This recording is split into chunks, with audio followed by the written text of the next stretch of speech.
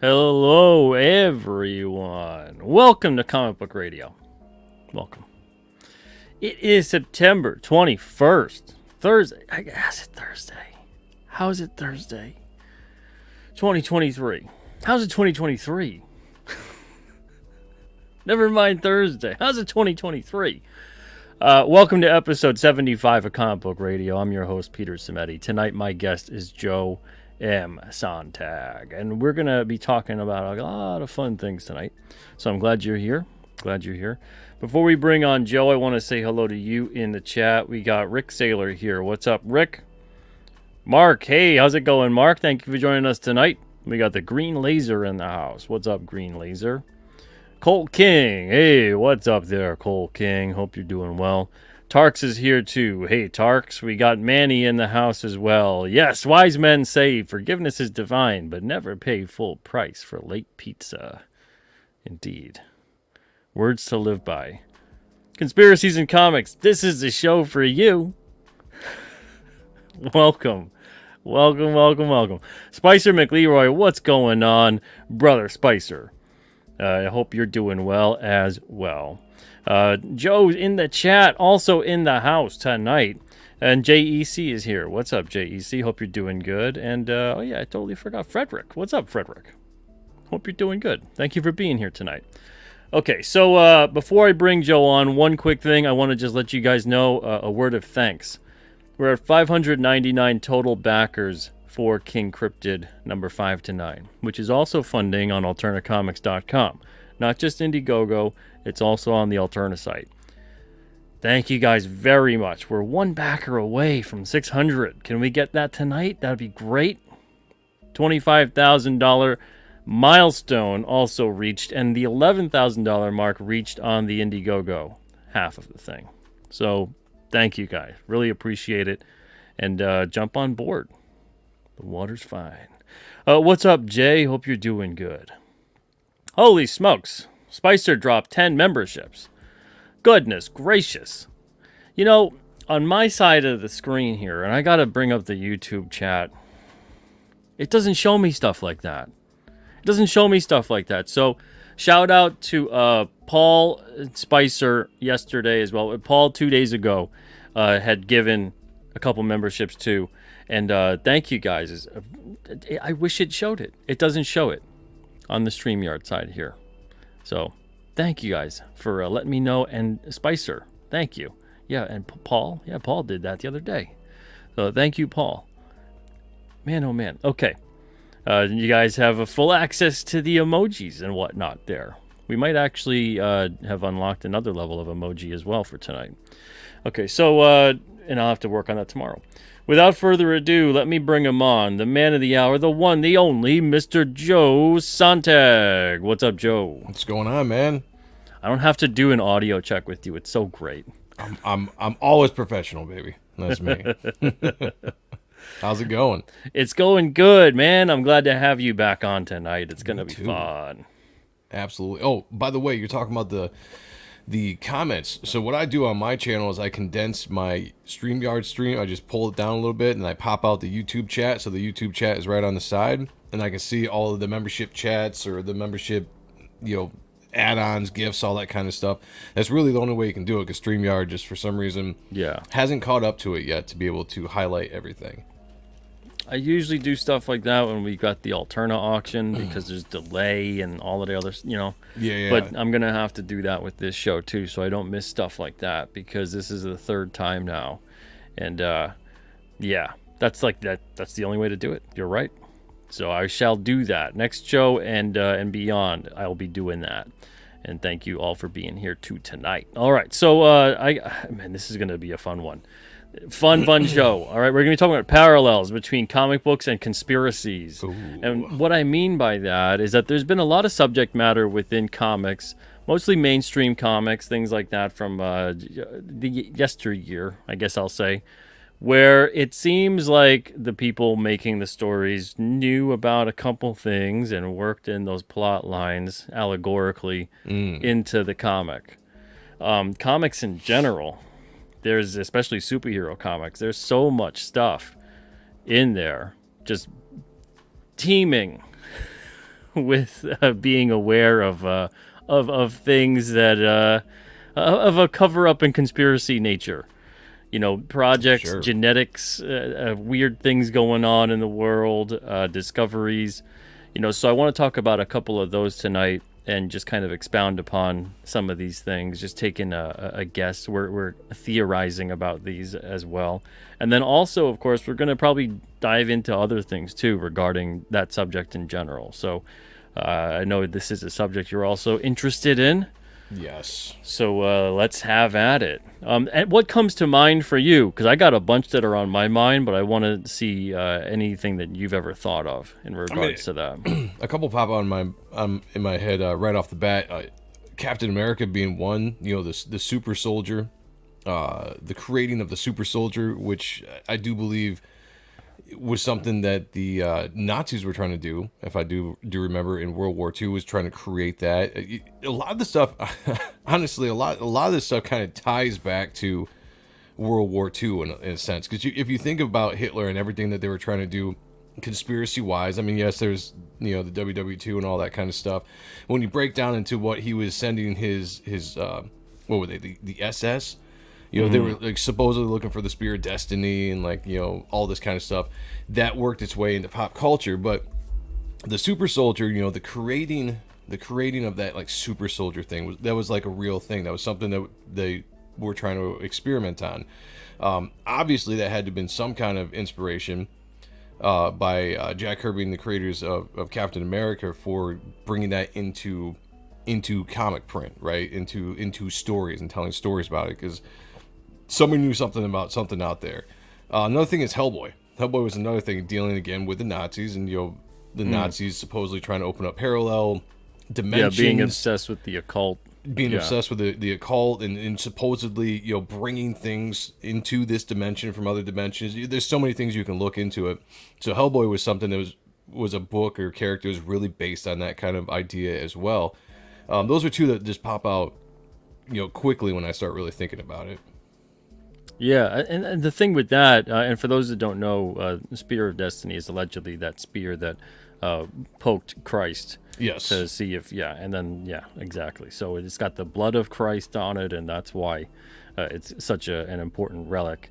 So yeah, I mean, with that, it's interesting how, I hate to frame it this way too, but so much in entertainment, especially comics, owes itself to what the Nazis did. Yeah, and it's funny because it's such a buzzword nowadays. People don't like to say it on YouTube because you never know who's going to get dinged for what, but really it does. I mean, there was so much that happened in that era because they were so much into like the Aryan race and the occult and these ancient civilizations and finding all these occult artifacts, or at least trying to. Half the reason why we have conspiracies about Antarctica is because of the Nazis as well. If you look at the supposed 3-year war that happened after World War II with like Admiral Byrd and all them going down to Antarctica and fighting the Nazis and supposedly fighting UFOs alongside the Nazis and and losing that battle down there. That was something that made it out and made its way into entertainment, into stories, into movies or whatever. It is kind of it sucks, but it really does. Raiders of the Lost Ark. There's, as Jay is saying in the chat, there's a lot of things that kind of just get pulled from that because they might have been the most prominent party, I guess you could say, that was really into that stuff during this age of, not age of enlightenment, you know what I'm saying, but like the kind of age where people were really kind of getting into these things. And that leads to Van Braun. Was it Werner Van Braun? A lot of the Nazis, the paper, with Operation Paperclip. Yeah, Operation Paperclip, that we brought a ton of Nazi scientists. Yeah, we took their space program. Yeah, took their space program and everything and brought them to the United States. And supposedly they were doing stuff in Area 51, and same thing. There's a lot of conspiracies out there of opening portals and trying to bridge the gap between this dimension and that dimension, you know. Yeah, even stuff too in regards to all of that. You're getting the obsession with genetics out of nowhere. Yes. With the rest of the, it's like they discovered all this paperwork that they were like, oh, this is interesting, and it's man, oh man, they got so much from. I'm trying to remember the psychic woman that wrote a book that they got a lot. Oh yes, yeah, the remote viewer that they had. Yeah, I can't remember her name offhand. If anybody in the chat knows, throw it in there. But they got a lot of information from her because she wrote a lot about, you know, the Aryan race and like all this kind of stuff. And yep. Apparently they got a lot of stuff from her, and I don't know if it's visions she had or whatnot, but it all sparks. I mean, it is really interesting when you look at it from my point of view. And, you know, I come from a Christian point of view of it, and a lot of this stuff I believe in this world is you know, directly directed by Satan himself. You know, Satan is called the god of this world in the Bible. You know, there's a reason for that. Like, he's got kind of control in this realm right now until the end of time, apocalypse and everything. And the influence that you see in the occult, in you know, I believe the aliens, technically, to me, I don't believe in aliens as extraterrestrial. I always thought aliens being interdimensional and having some kind of ties to a demonic activity, which is another thing. If you ever jump into some of the if you look at the reports of abductions or sometimes people's accounts of aliens within their rooms and stuff like that, it really does kind of come off semi like possessions and, you know, being possessed and stuff like that. So I mean, that's a whole nother topic, but I do believe it all kind of stems from that. You know, and the occult world kind of comes from mediums or mediums. Was that what they're called? Mediums, like, you know, psychics or whatever. Yeah. Diving into the unknown, getting answers from something, you know, and then getting all this information and sometimes bringing in these powers, you know. And to me, it all comes from one place, which feeds a lot into my own comic book storytelling, honestly. Yeah. Aleister Crowley. Yeah. Limb. Yep. Yeah. Yeah. Just like a gray alien, you know. Absolutely. You know, and then there's so many secret societies with so many other kinds of things involved on that level. And so back to your point with talking about, I want to touch upon Antarctica for a second. Yes. Because that's a favorite one of mine. Absolutely. And I really wonder, I have to hypothesize about it with Chris Claremont with the Savage Land. Because that seems straight out of Great point. Bird's reports. Yes. I never thought about it actually until right now. Like, it's weird. I've never really thought about that, but now you bring it up. Yeah. Admiral Byrd went on, I don't know how many missions to Antarctica. And when they were exploring it, and he found, apparently, this land in Antarctica that was tropical and supposedly had dinosaurs, UFOs, giant humanoids, you know. And yep. I like to believe that, you know, a lot of people try to debunk his diary, which is a lot of, or journal. I guess guys keep journals, but a lot of that account comes from his journal that was found. A lot of people like to say, you know, it was probably fake, blah, blah, blah, or whatever. But my mind is like, what if it wasn't? You know, there's so much mystery to this world that stuff could absolutely be true. You know, and again, if you are a creative person like we are, and you hear conspiracy theories or these wild stories, the first thing that probably pops in your mind is like, you know, this would make a great story. And then you start making stories, you base things on it. So yeah, the Savage Land, absolutely, now you bring it up, is almost absolutely what Admiral Byrd would kind of described in his journals. Describing, like, out of nowhere, this lush, you know, lots of vegetation, lots of life out of nowhere. Yeah. And it's strange because it seems like to me, and it's around the same time that journal was allegedly made public, and then just a couple of years later, the Savage Land makes its introduction into the X-Men.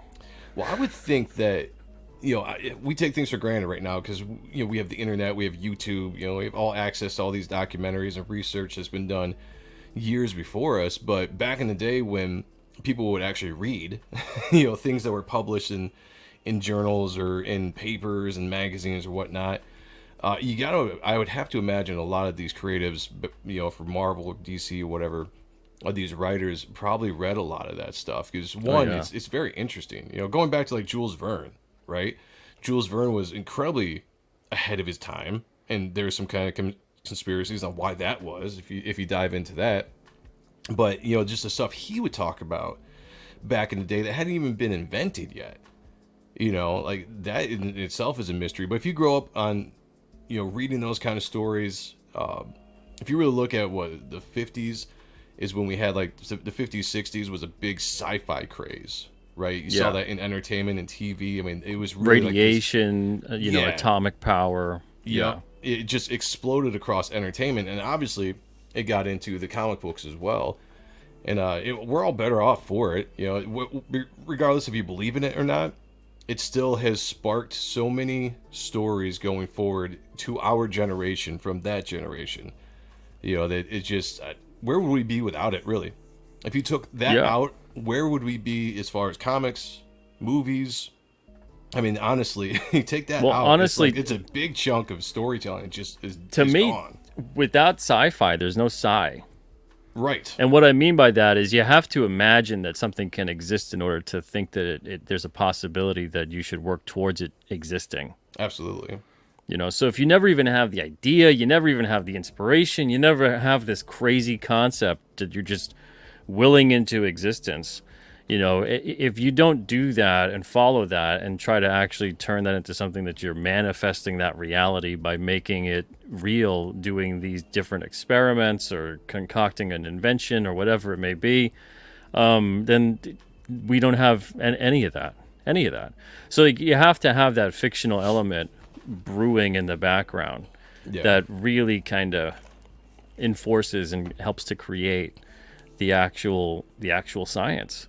And a lot of people think it's the other way around. Sci-fi is but they do feed each other. But if I had to do a chicken or the egg scenario, I would say it would be sci-fi came first among humankind. We're doing, we're thinking things with our imaginations, and then seeing, is that possible? And messing around, and lo and behold, it very much is.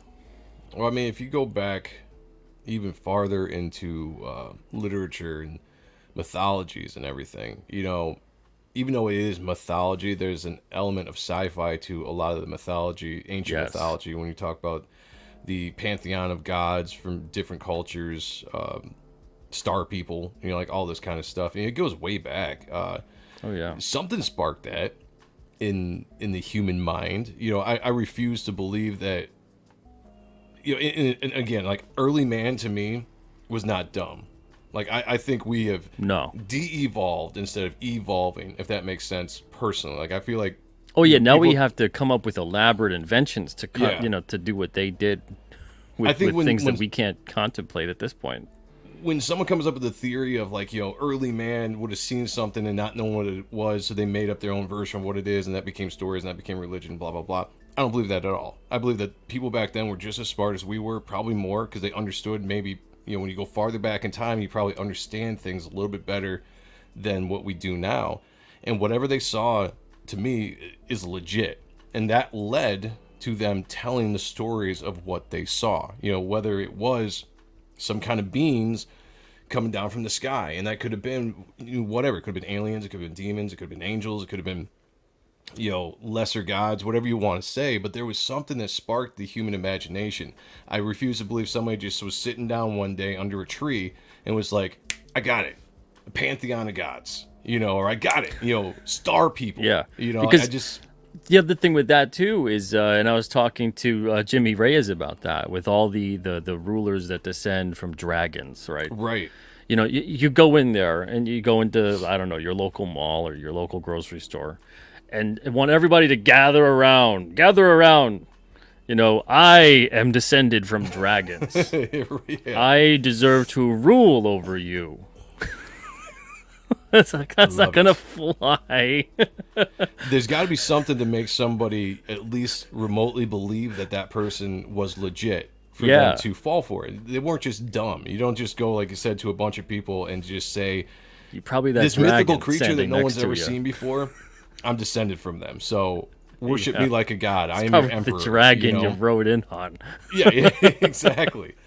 So that, as a creative mind, as someone also just loves to think about these things, and that to me makes sense that at some point, whether or not we see evidence of it in any kind of fossil records or any kind of, you know, reporting, that there are things of this world that have disappeared from our memories or have been hidden for some reason. If you go to Yep. the Smithsonian, wait, why can't I say that word?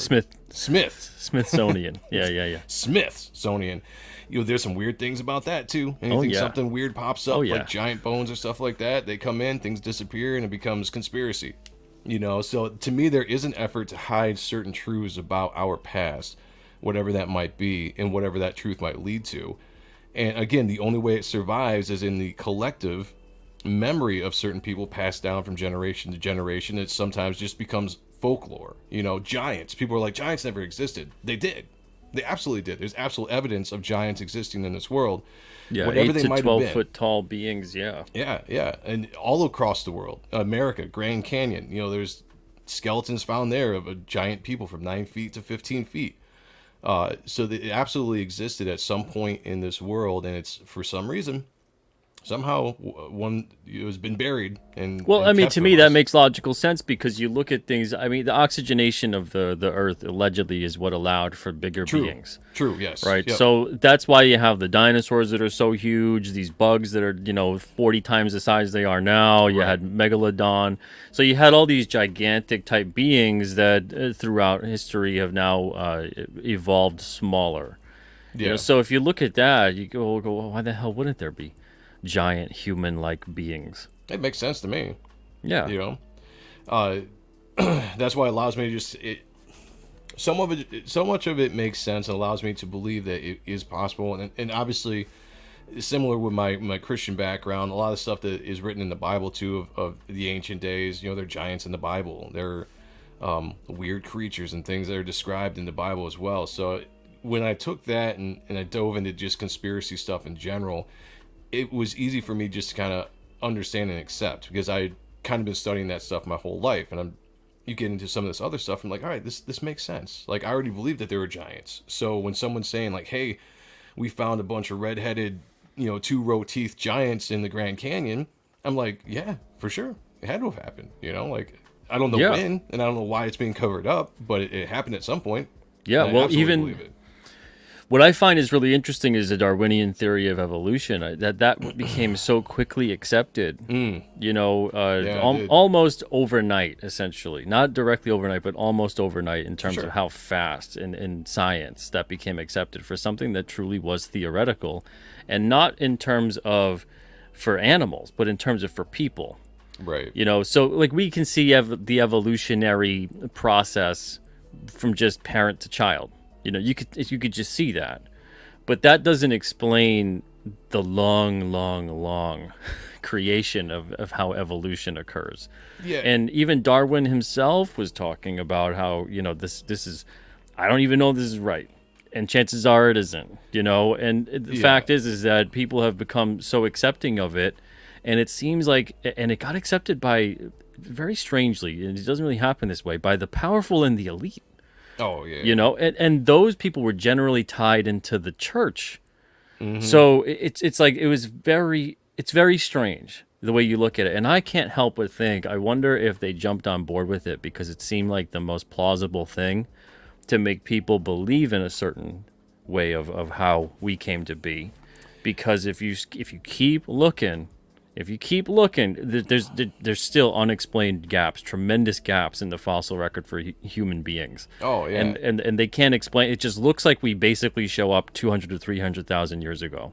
And I don't think they'll ever be able to explain it, honestly. Yeah. Because the way I look at it, obviously from my religious background, I believe that we were created. I believe that everything was created. When you look at evolution, I do believe that there is evolution aspects to who we are and just what things, like you explained, from totally generation to generation, when you create beings out of other beings, like there is evolution.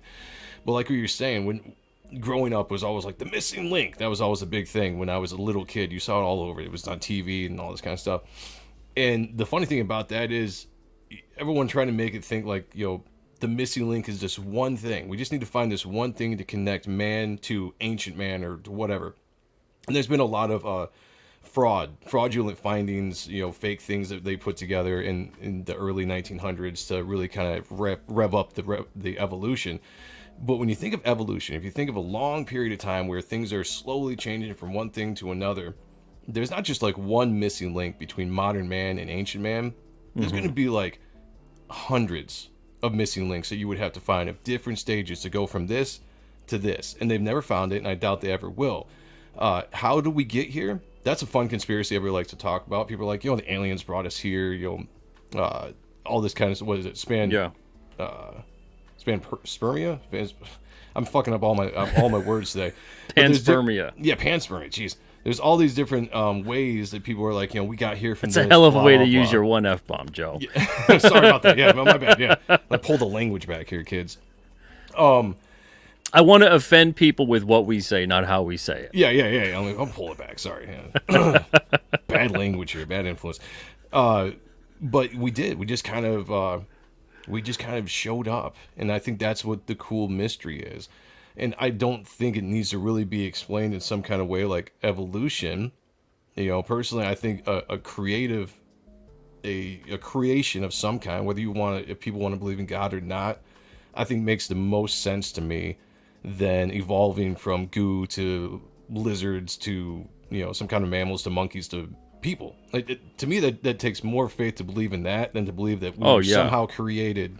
You let some pond scum sit around long enough, it becomes people. Right. Okay. All right. That, we don't see any evidence of it today. There's no evidence of, within our recorded history of anything evolving to something else, So it just lends me to believe that there is something bigger in the works, whatever you want to call it. I believe what I believe, but to me, it's just some kind of creative design, whether that's God, like I believe, or it's aliens, or something else. But there's something more spectacular than the boring evolutionary fact that we've been fed for years and years, and even the church has jumped on. Yeah, and that's the thing too, is the theory of evolution has almost nothing to do with the theory of creation. And that's where people, I think, get super lost in it. And the thing is that who says that we don't have both? I absolutely think we need both and have both. Where it's some kind of, either if it's some kind of divination or some kind of, physical, scientific, whatever, some kind of space race coming along and genetically manipulating whatever. Or it's, that thing where it just seems to manifest itself, like consciousness manifests into reality, whatever that may be. But it's like we don't concretely know. And I think it's so dangerous of us to accept, this theory of evolution that, we can see it happen, that it also applies to creation. It's not at all. Not at all. And to see all of humanity kind of struggling with that concept of, it's absolutely absurd. Yeah. Crap, I lost my point. I was going to go into something good. I was reading the chat and trying to hold on to my point and listen to you at the same time, and I lost my point because I was going to play off of something you just said. About creation or evolution, or about the two, you need both. Yeah, you need it just came to the spiritual and the I'll let you explaining, like how do we explain stuff? Like why do we come up and explain things? I think it's funny that man in our hubris, the creation of man, or the world of men, in our hubris, thinks that we can actually understand everything. Science is one thing. Science is great. The process of science and discovery and testing and theories and all that stuff is great. But to think that we can actually understand everything about everything, to me, is ludicrous. I don't think that will ever be the case. But we try to sit with such a, like I said, a hubris that we do know. Like, theories have become fact, right? Like, theories have become fact to people now. Like, oh, it's a proven thing. Like, no, a theory is a theory for a reason. You can have other people come on and say, like, I agree with this, or I can see this. You have a bunch of people, we all agree that this theory is probably right. It's still just a theory unless you have concrete proof of something being real. Who has it said who created the creators? Peter?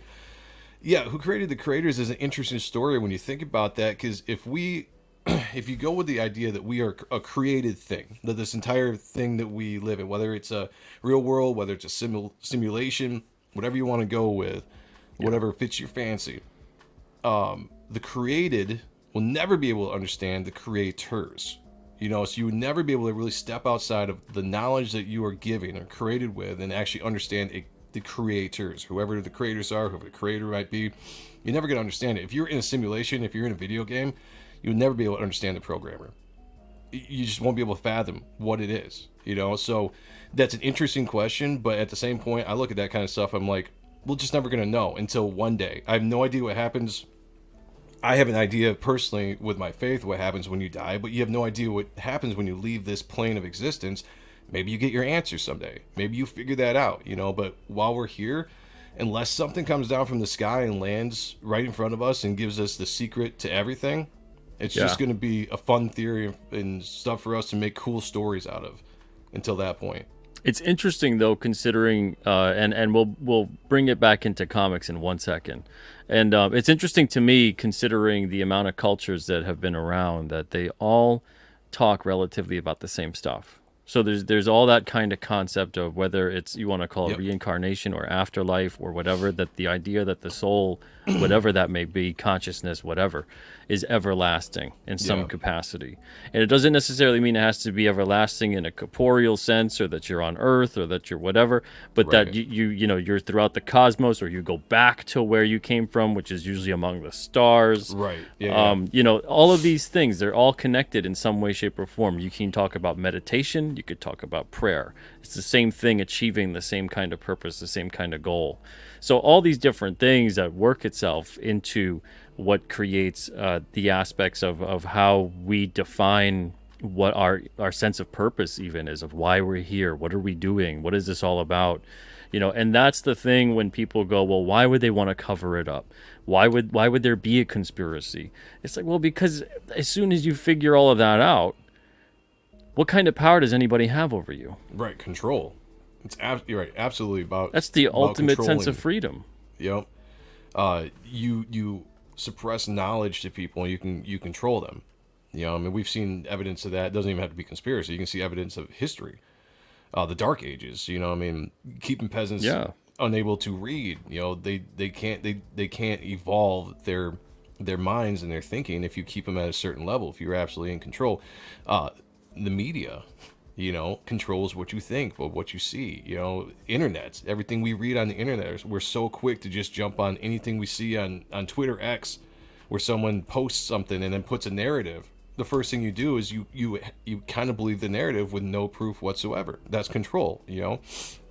There's a part in my book, because my book deals with an immortal race, and I have a character named Victor Reigns, who's one of the older immortals.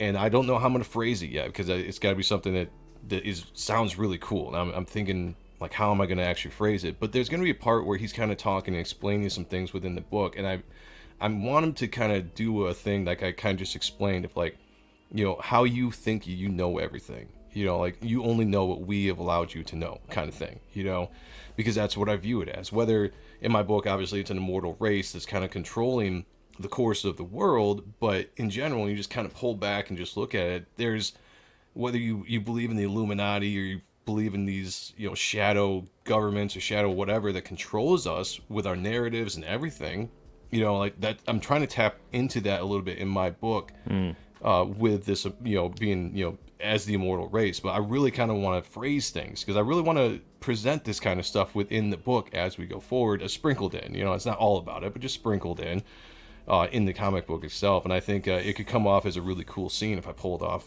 right. Yeah, and I think honestly, there's a factor to it too, where humankind has been obsessed with immortality, and I think for as long as possible. And I think the reason why is because they're aware that there are immortals. There are things that are far, far, far older, or at least appear to be immortal to us. Absolutely. To our time spans. And I'm always wondering if that's the case. Like, if they charted certain events that occur, where beings allegedly, because they all are supposed to return. That's a big part of a lot of the I hate to say legend and myth, but that's a part of it.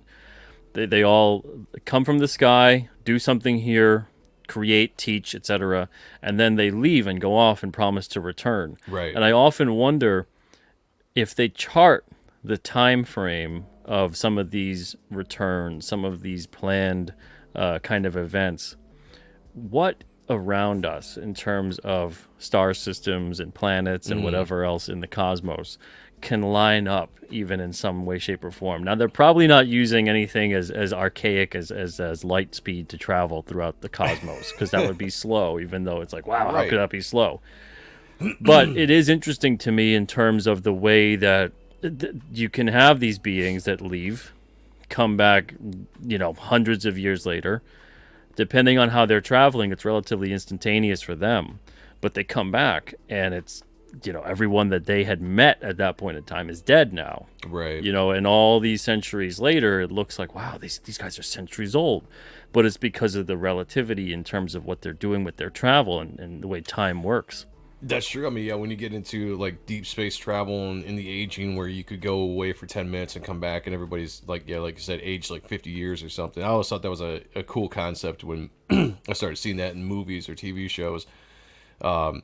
It was one of the things, like you said, the archaicness of like light speed and light and all that kind of travel, which is why I lean towards personally the more interdimensional. Like instead of the space being whatever it might be, looking into the fact of dimensions, in the Bible they talk about like a veil being over our eyes, like we can't see the spiritual realm even though it's around us. Like if the veil was dropped from our eyes, you could see what we can't see, and I always thought that was an interesting concept because that is a different dimension.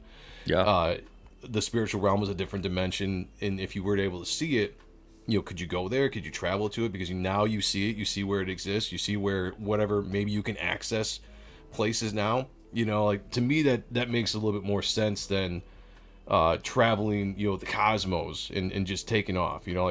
Yeah. That's cool. Like I love Star Trek, Star Wars and stuff like that. When you're like out there, checking out the galaxy and different, like that's great storytelling. The sci-fi element is beautiful about it. But like personally, like interdimensional stuff is way more interesting, and that's a lot of my story, my universe within Superior Press, Reaper Destroyer, all that is going to be more interdimensional than intergalactic or extraterrestrial in nature, because I think there's so much more you can do with different dimensions. I mean, it's really unlimited, honestly. Oh yeah. Even within King Cryptid, we are going to be diving into portals and things like that, and utilizing consciousness to travel, and even utilizing DNA to time travel as well. And that's that. So bringing it into comics, that's what makes me curious about a couple different characters. And one of them that always gave me the creeps, although nowadays it's such a joke, which I think is also another reason why, because there's also a lot of things that are crafted throughout storytelling and entertainment, especially when it becomes popular entertainment, that then gets hijacked by the corporations, which are then also kind of being puppeted by governments and elite, and et cetera, would be Mr. Sinister. Mr. Sinister is a creepy dude. Mr. Sinister is like the Mengele of comics. Right. And then to see that character be treated in kind of like this lackadaisical, farcical sense nowadays, I'm like, man, that is like everything you need to know about the propaganda narrative. Because that should be a character that makes your skin crawl. Right. Well, it's whether they're trying to lead, like the big thing right now are aliens, right? Like that's like the really big thing. And to my point, if you do have control over narrative and thought process, to me the aliens would be a big distraction. Like all the alien talk, and I know it's we can't explain certain things we see, UFOs, whatever they might be, but to me the alien thing is just like that is being the focus, where you could take, like you said, Mr. Sinister is a character you could absolutely dive into modern day story and do something fantastic with. And he's now he's in galas and stuff, like all this, yeah, the way they treat him. And not that it's a front, right? You could have this gala set up like it's a front, like it's right, a Bilderberg meeting. Exactly. Right? Yeah, you could do something exactly like that, but they don't. But they don't. It would be so much cooler if they did. right? That it's just set up as like, oh, it's this, it's this World Peace Gala event, with all of these people that attend, and you're like, those are not peaceful people. Right. Yeah. And that's the thing, is that the X-Men are always trying to figure out where are they going to have their next secret, villain meeting that they're doing under the guise of, this kind of, oh, look at it, it's so great. It's a gala, and it's not. It's a front. But yeah, they don't do that. And that to me seems like it's purposeful, because before you would touch upon these unbelievably, ridiculous levels of villainy. Yeah. That you could tie in. I mean, Red Skull, right? You could tie him in directly to evil motives and label it as such. Now it's turned into, well, hey, what's evil? Well, it's funny because in comics, you used to have a really good line between good and evil, good versus evil, right versus wrong, all that kind of stuff, staples of storytelling. And then we blurred the lines when we started getting into anti-heroes, and nowadays it's like I said, what's good, what's bad. It seems like everybody wants to take a villain and give them a reason why they're evil, or make them a victim at some point. Very sympathetic. Yeah, very sympathetic. And sometimes I think it's just better when you have just what is evil. Why don't you explore the fact of what is evil? It doesn't have to be a reason why somebody became the way they are, and let's be sad for that person because they're beat up as a kid or something happened to them that made them go this direction. Like, it's, to me, it's so simplistic. It's not motivating to me. Like, I don't want to relate to my villain. I want to either hate my villain or like my villain because he's so evil. You know what I'm saying?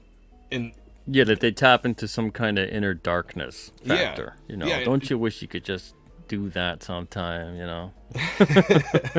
And to me, like, real evil exists in this world. We see it every day. You see it there's an evil within. There's an evil element within human beings. If you tap into it or you get lost into it, that's why you get serial killers. That's why you get people that do the most heinous things that you just don't understand because it's not in your nature to really think about it. So that exists.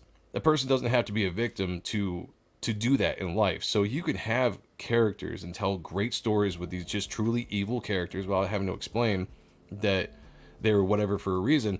And you could tie that into any kind of conspiracy you want to tie it into.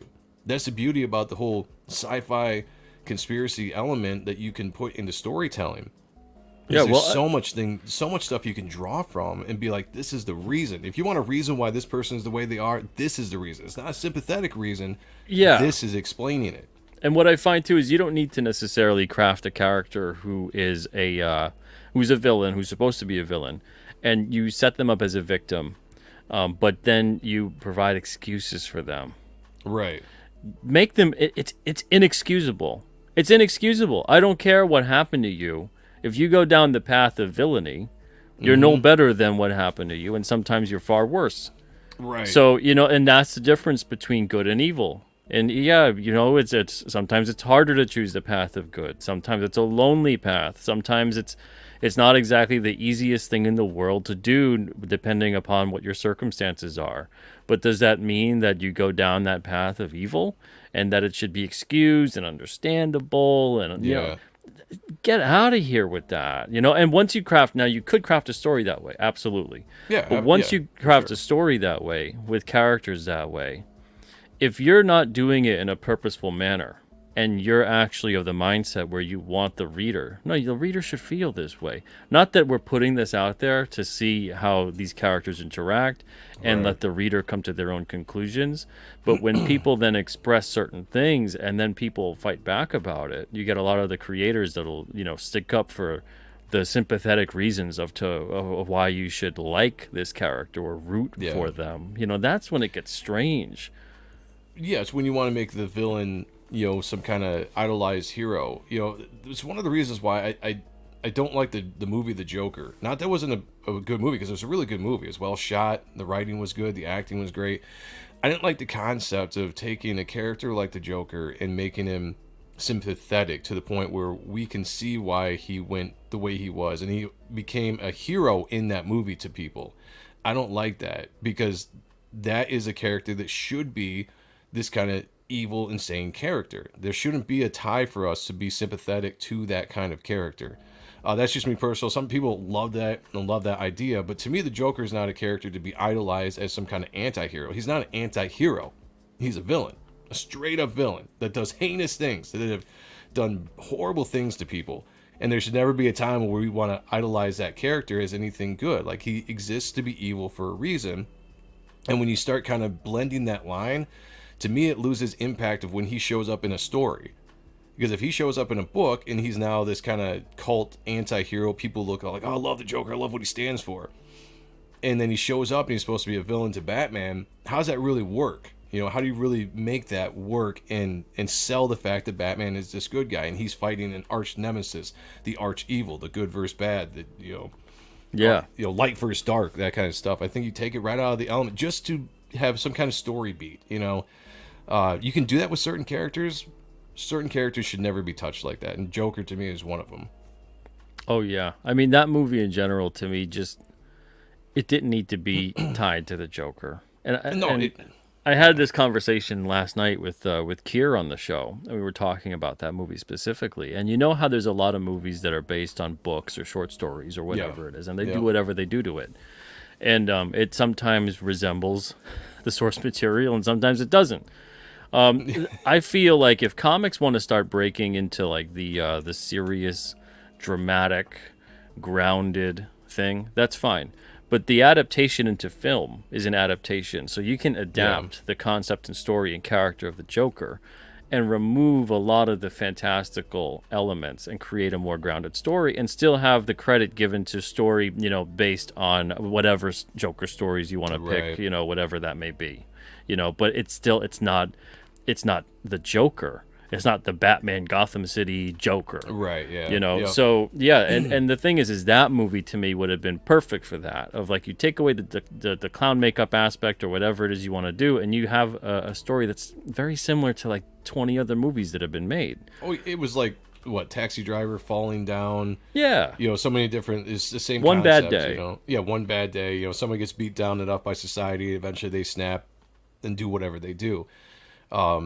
I've had arguments before with people. I'm like, that wasn't a Joker movie. It was a movie, and they threw Joker on top of it and just put the character in the movie. But honestly, the movie to me had nothing to do with the Joker.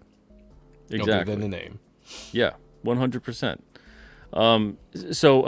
There's one thing I want to talk to you about, and wow, 50 minutes. I can't believe this is 50 minutes in already. Holy Good smokes. Conversation flies by, I tell you what. Man, do you have at least an hour and a half tonight? We're gonna need that.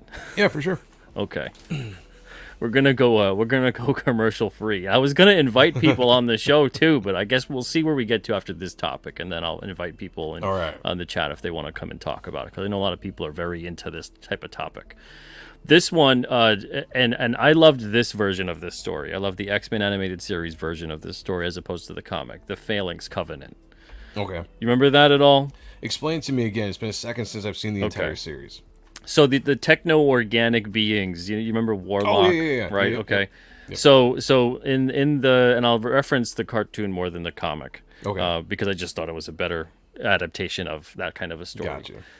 So Beast is there, and he's seeing everybody kind of turn into these techno-organic invasion of the body snatchers kind of thing going on, right? Opens up with Sabretooth, and he's infected, and it's not really Sabretooth, and Wolverine can smell that it's not Sabretooth, right?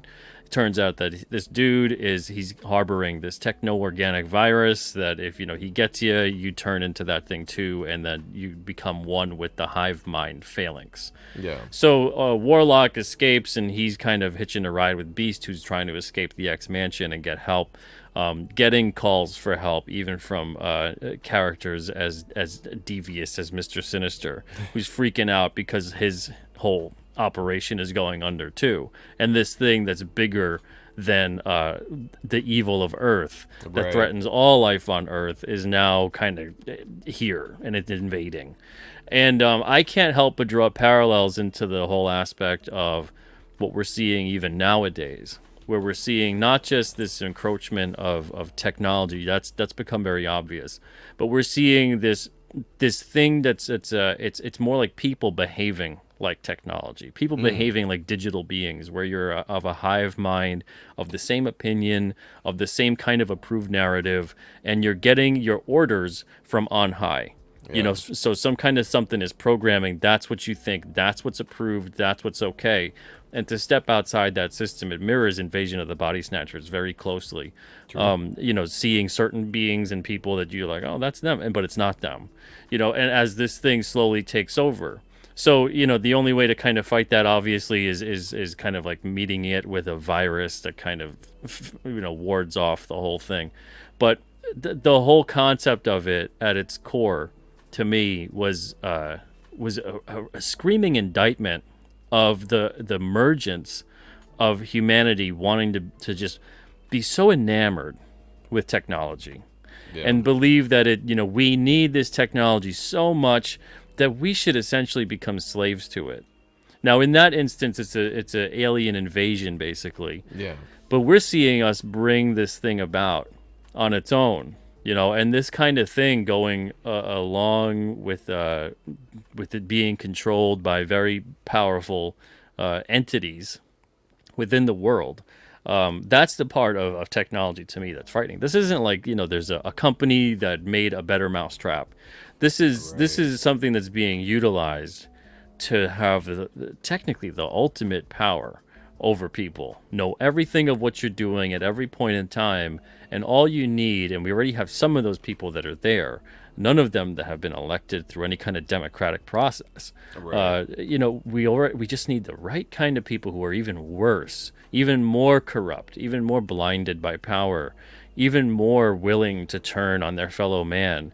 And then you go in, and that's it. The button, the whole system is there to enslave mankind, essentially. It's such a perfect system, you wouldn't even be aware that you're enslaved. And we're getting there day by day. And I don't want to, scare the crap out of people with stuff like that. But to me, that whole kind of storyline was so prophetic. And there's multiple, it's just like the Borg in Star Trek, right? Yeah. And That's what I was thinking too. Yeah. Yeah, and you see that all the time within fiction, and yet we're compelled to ignore it.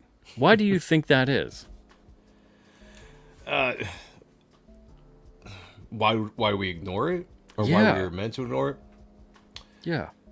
Well, I mean, when you look at if there's some kind of plan to kind of get us into more of that hive mind, to a sense of control, whether it's through technology or whatever, to ignore it would just be an easier way to keep on implementing it. The thing about technology is interesting because, like you said, so many people are into it. Technology, science, that kind of stuff has become such a modern day religion to a lot of people. Like, everyone wants the next big thing. What's the next cool thing that they're going to come out with? Virtual reality. When are they going to do like some great virtual reality? It kind of reminds me of that movie. I can't remember what it was called, but Bruce Willis was in it. And it was a society. Oh, the surrogates. Yeah, yes, right? They evolved to a point where they Based had on a technology, comic. and they were all in like this metaverse and a lot of them just wanted to exist in that. Yeah. There's people that would actually enjoy that because they're like, wow, it'd be cool for entertainment, but technology is such, it's taken away basic instincts and abilities that we have, that we are created with as human beings, that we naturally have to survive, to evolve in a sense. We are giving ourselves up for the technology that's making life easier day by day. When you think about the advancements in technology, is insane. And to me, I still think we're in early stages, and we are already sucked into phones and VR and now the AI thing. People are all obsessed with robots, like androids and things, because one, it's it feeds that kind of sci-fi narrative that we all like, and we think of like what ifs. I'm like, oh, that's cool, somebody created a robot that can walk up a stairs and something. To me, it's all distractions. It's all distractions that suck us into some kind of sense of, to lull us. We're being distracted. We're being lulled into whatever, into our own destruction. in my opinion, and we're not paying attention to real life. We're not paying attention to real things. Because there was, I don't know if it was the British or not. My history's not the best, but if you wanted to conquer a smaller country, or if you took them over, there was, I think it was the Irish. They would dump barrels of beer and alcohol in these small villages. And people would just spend their time getting drunk, so distracted that they would not be putting up defenses or fighting back against the overlords or the people that were kind of pushing them in and taking over their land and starting to rule over them. You know, if you look at that kind of scenario in modern life, it's really kind of what we're dealing with now. We're obsessed with the next big thing, the new iPhone that comes out, or the new, video game system. And I love all these things. I like technology. I live in technology. It's fun. Yeah. But when that becomes life, and you're not focusing on the ability to be able to go out and hunt or fish, or we become grow dependent your own on food. it, which is, it's a big thing. Yep. Yeah, and again, I'm a weed smoker. I've been a weed smoker. The legalizing of weed across the country is, to me, it's a double-edged sword. Like, it's a good thing, but also in the same sense, if you get people so obsessed and you just high all the time, again, you're not paying attention to anything. Things can be pulled over your eyes. You're just sitting stoned all the time, and things are actually happening in the real world, in government and stuff. Things are being passed that directly affect you and your family and your future. And there's just distractions. There's distractions all the time. You're not paying attention to anything that really matters to your life. So in that aspect, we are almost in this hive mind of thinking. Even though we are very divided as people, because that's a purposeful thing, that we're divided on different subjects in life. But you're all just so focused. We're all just so focused on these things that seem so important to us, and we're not paying attention to the grand scheme of things, and could ultimately be our demise as humans. Yeah, getting so bogged into the minutia. It's that whole like forest for the trees kind of a thing. Yeah. And conspiracies and comics. Thank you so much, man. Nice. We're at 600 backers now. I wish yeah. this could actually refresh and do it properly, but it'll do it on Indiegogo. But the main image, I gotta manually change that. But thank you very much. 600 total backers. Nice. Absolutely brilliant. Really appreciate it. Thank you. But yeah, it's hidden hand. Yeah, it just so happens a German guy's in Klaus Schwab. Good the grief. hidden hand. That's another thing. That's a fun subject when you think about that. I could talk about so much of this stuff, for hours. Oh yeah, totally. And that's the thing that's interesting about this kind of thing when you're talking about humanity's obsession for self-extinction. It's a great way to put it. And it makes me think, that's the thing that makes me think we aren't from here. Aside from a million other things, right? Aside from the fact that we are the only species on the planet that needs to bend the planet to our will in order to make it habitable. Yeah. Right? So we just can't, you can't survive out there without clothes. Even though evolution says, you evolved to lose the body hair. But then we put on clothes and animal fur. Right, yeah. It doesn't make sense. That wasn't advantageous. That's not evolution. Like that, I believe, similar things, from a religious background, I don't believe that we are meant to be here for either. This is a place that we come for a reason. We're here for a small point in time when you think of the existence of our 80, 90 years of life. And if, like we said earlier, if everything is immortal in some way or another, whatever you might believe religiously or just whatever, that this existence is so short, we are definitely not meant to be here. Like, we are here for whatever reason. It's almost like a waiting place for some odd reason, then we're going to advance somewhere else. Whatever you might think that might be. But I do think that there's some merit in that. That I do believe that, from my point of view, the world was created for us and created for the things in it, but it's a temporary setting for wherever we are going to go next. I have my beliefs of where that's going to be, but whether it's ascending somewhere, certain people believe you're going to become enlightened, whatever that is, and become, go to the next stage of whatever, discover other things. But it's really, when you think about that, again, storytelling and comics when you introduce that into something, there's so much stuff you can do with that like this period of time in a character's life is for whatever reason, and who knows what's next. You can dive into what's next. You can bring that veil down. You can see through the other dimension. You can do whatever and just see what's next. Like there's so much cool stuff you can do. It's funny you say that, because diving into it, we're all running as storytellers. We're all running our own simulation theory. Yeah. Every story we make. Yeah. And we're all essentially these gods over these things we've created, and we understand the beginning, the middle, the end, and they all exist at the same time. Way to put it.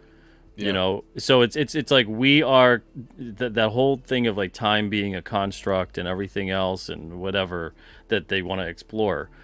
Storytelling proves that on that level, at least. It doesn't prove it maybe on a larger level outside of that.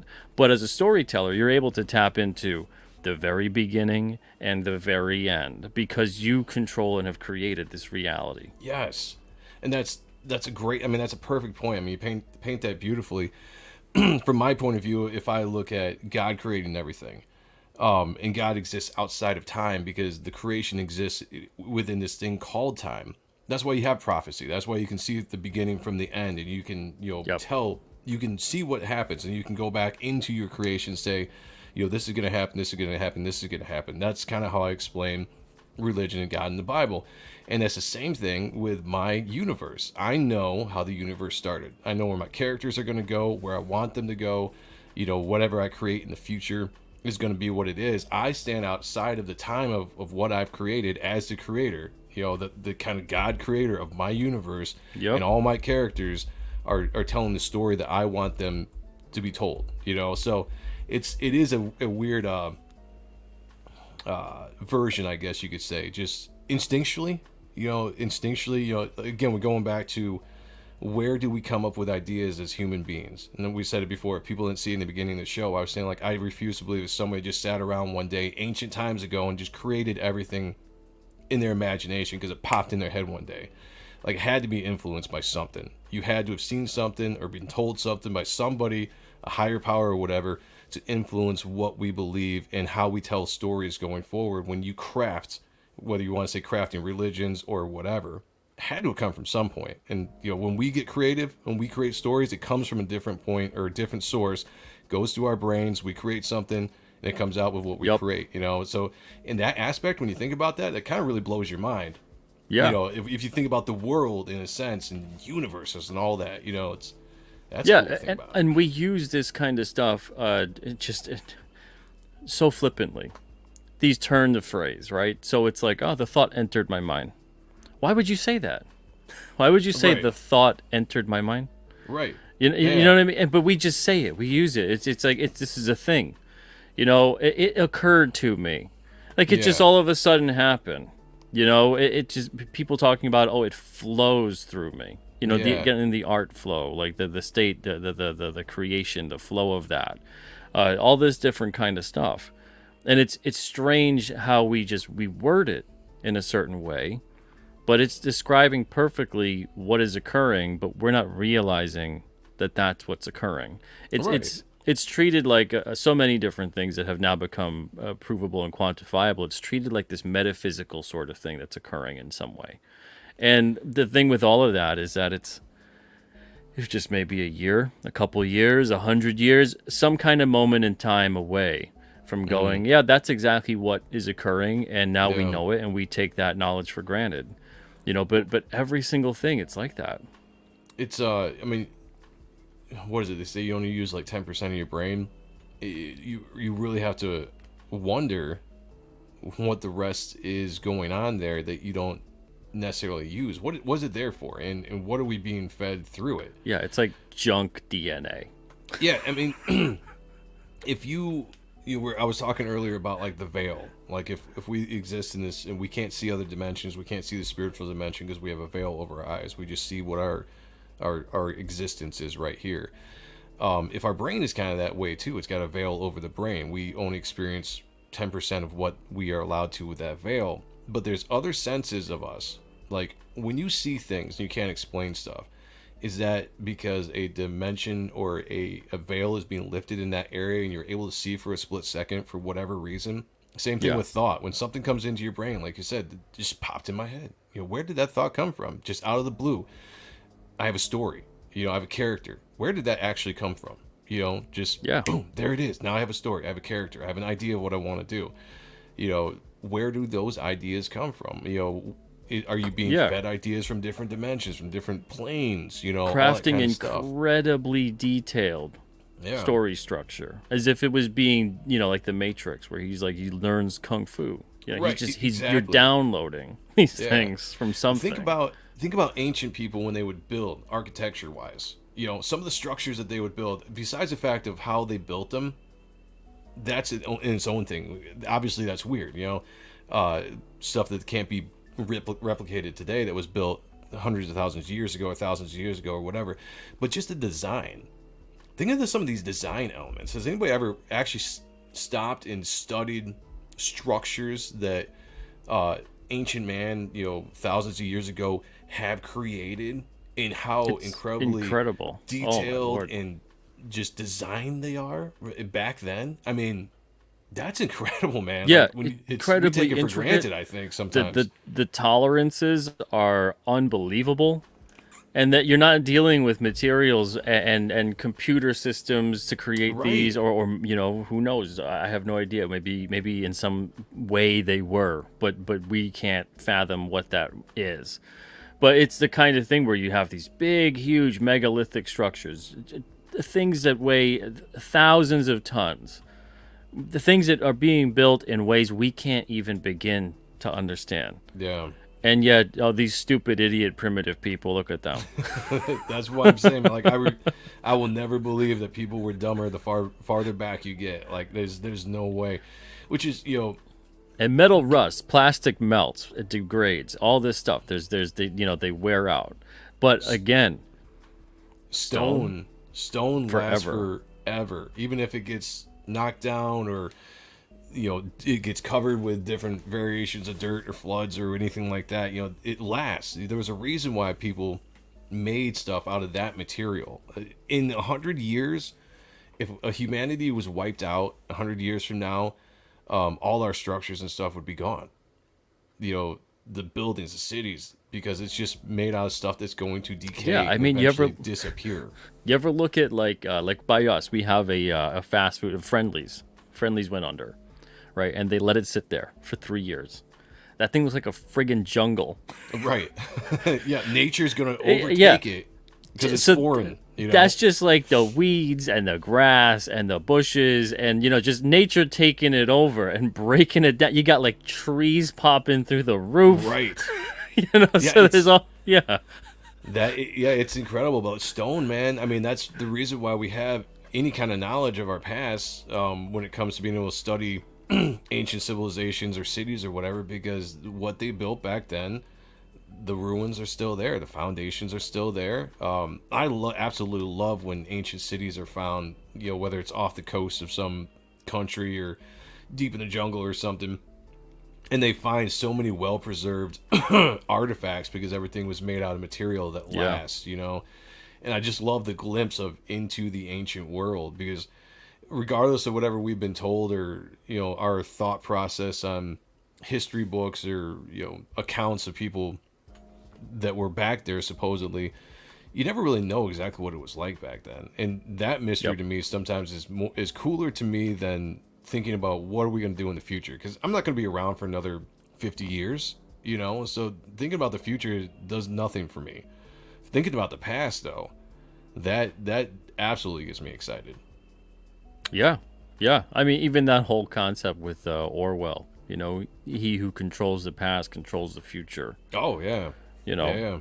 But yeah, it makes me think about the hundreds of sunken cities and structures, that are out there in the water, and man, oh man. Well, think of all the pyramids too. There's so many pyramids across the world and everywhere. Jungles, the pyramids in Antarctica supposedly. I mean, I believe there are, but people have said no, but I do believe they are, because if you look, they're all over the place. What was the purpose? Who built them? Oh, Antarctica's funky, man. It's funky. Oh, There's stuff that yeah, they don't want people to. Once you get, I mean, the ice wall in Yeah, general is odd.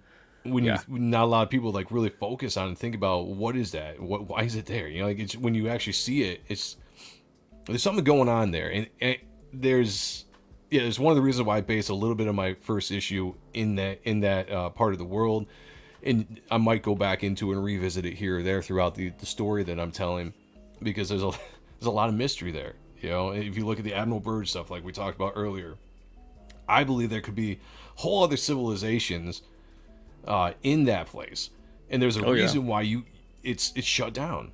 The major governments of the world are all there, and they shut down to us common people. yeah. We can't know about it. We can't go there. You can't fly large over regions it. of it. Yeah. Yeah, there's a reason. There's an absolute reason. You know. Even that crazy thing that was like, I don't know, maybe 10 years ago at this point, they were talking about like cosmic rays shooting out of Antarctica. NASA's like, what the hell is going on there? I want to say it's blocked out from like satellite, you know, like Google Earth or whatever. You can't. You can't see anything that's over there. Like, it is a very protected mystery.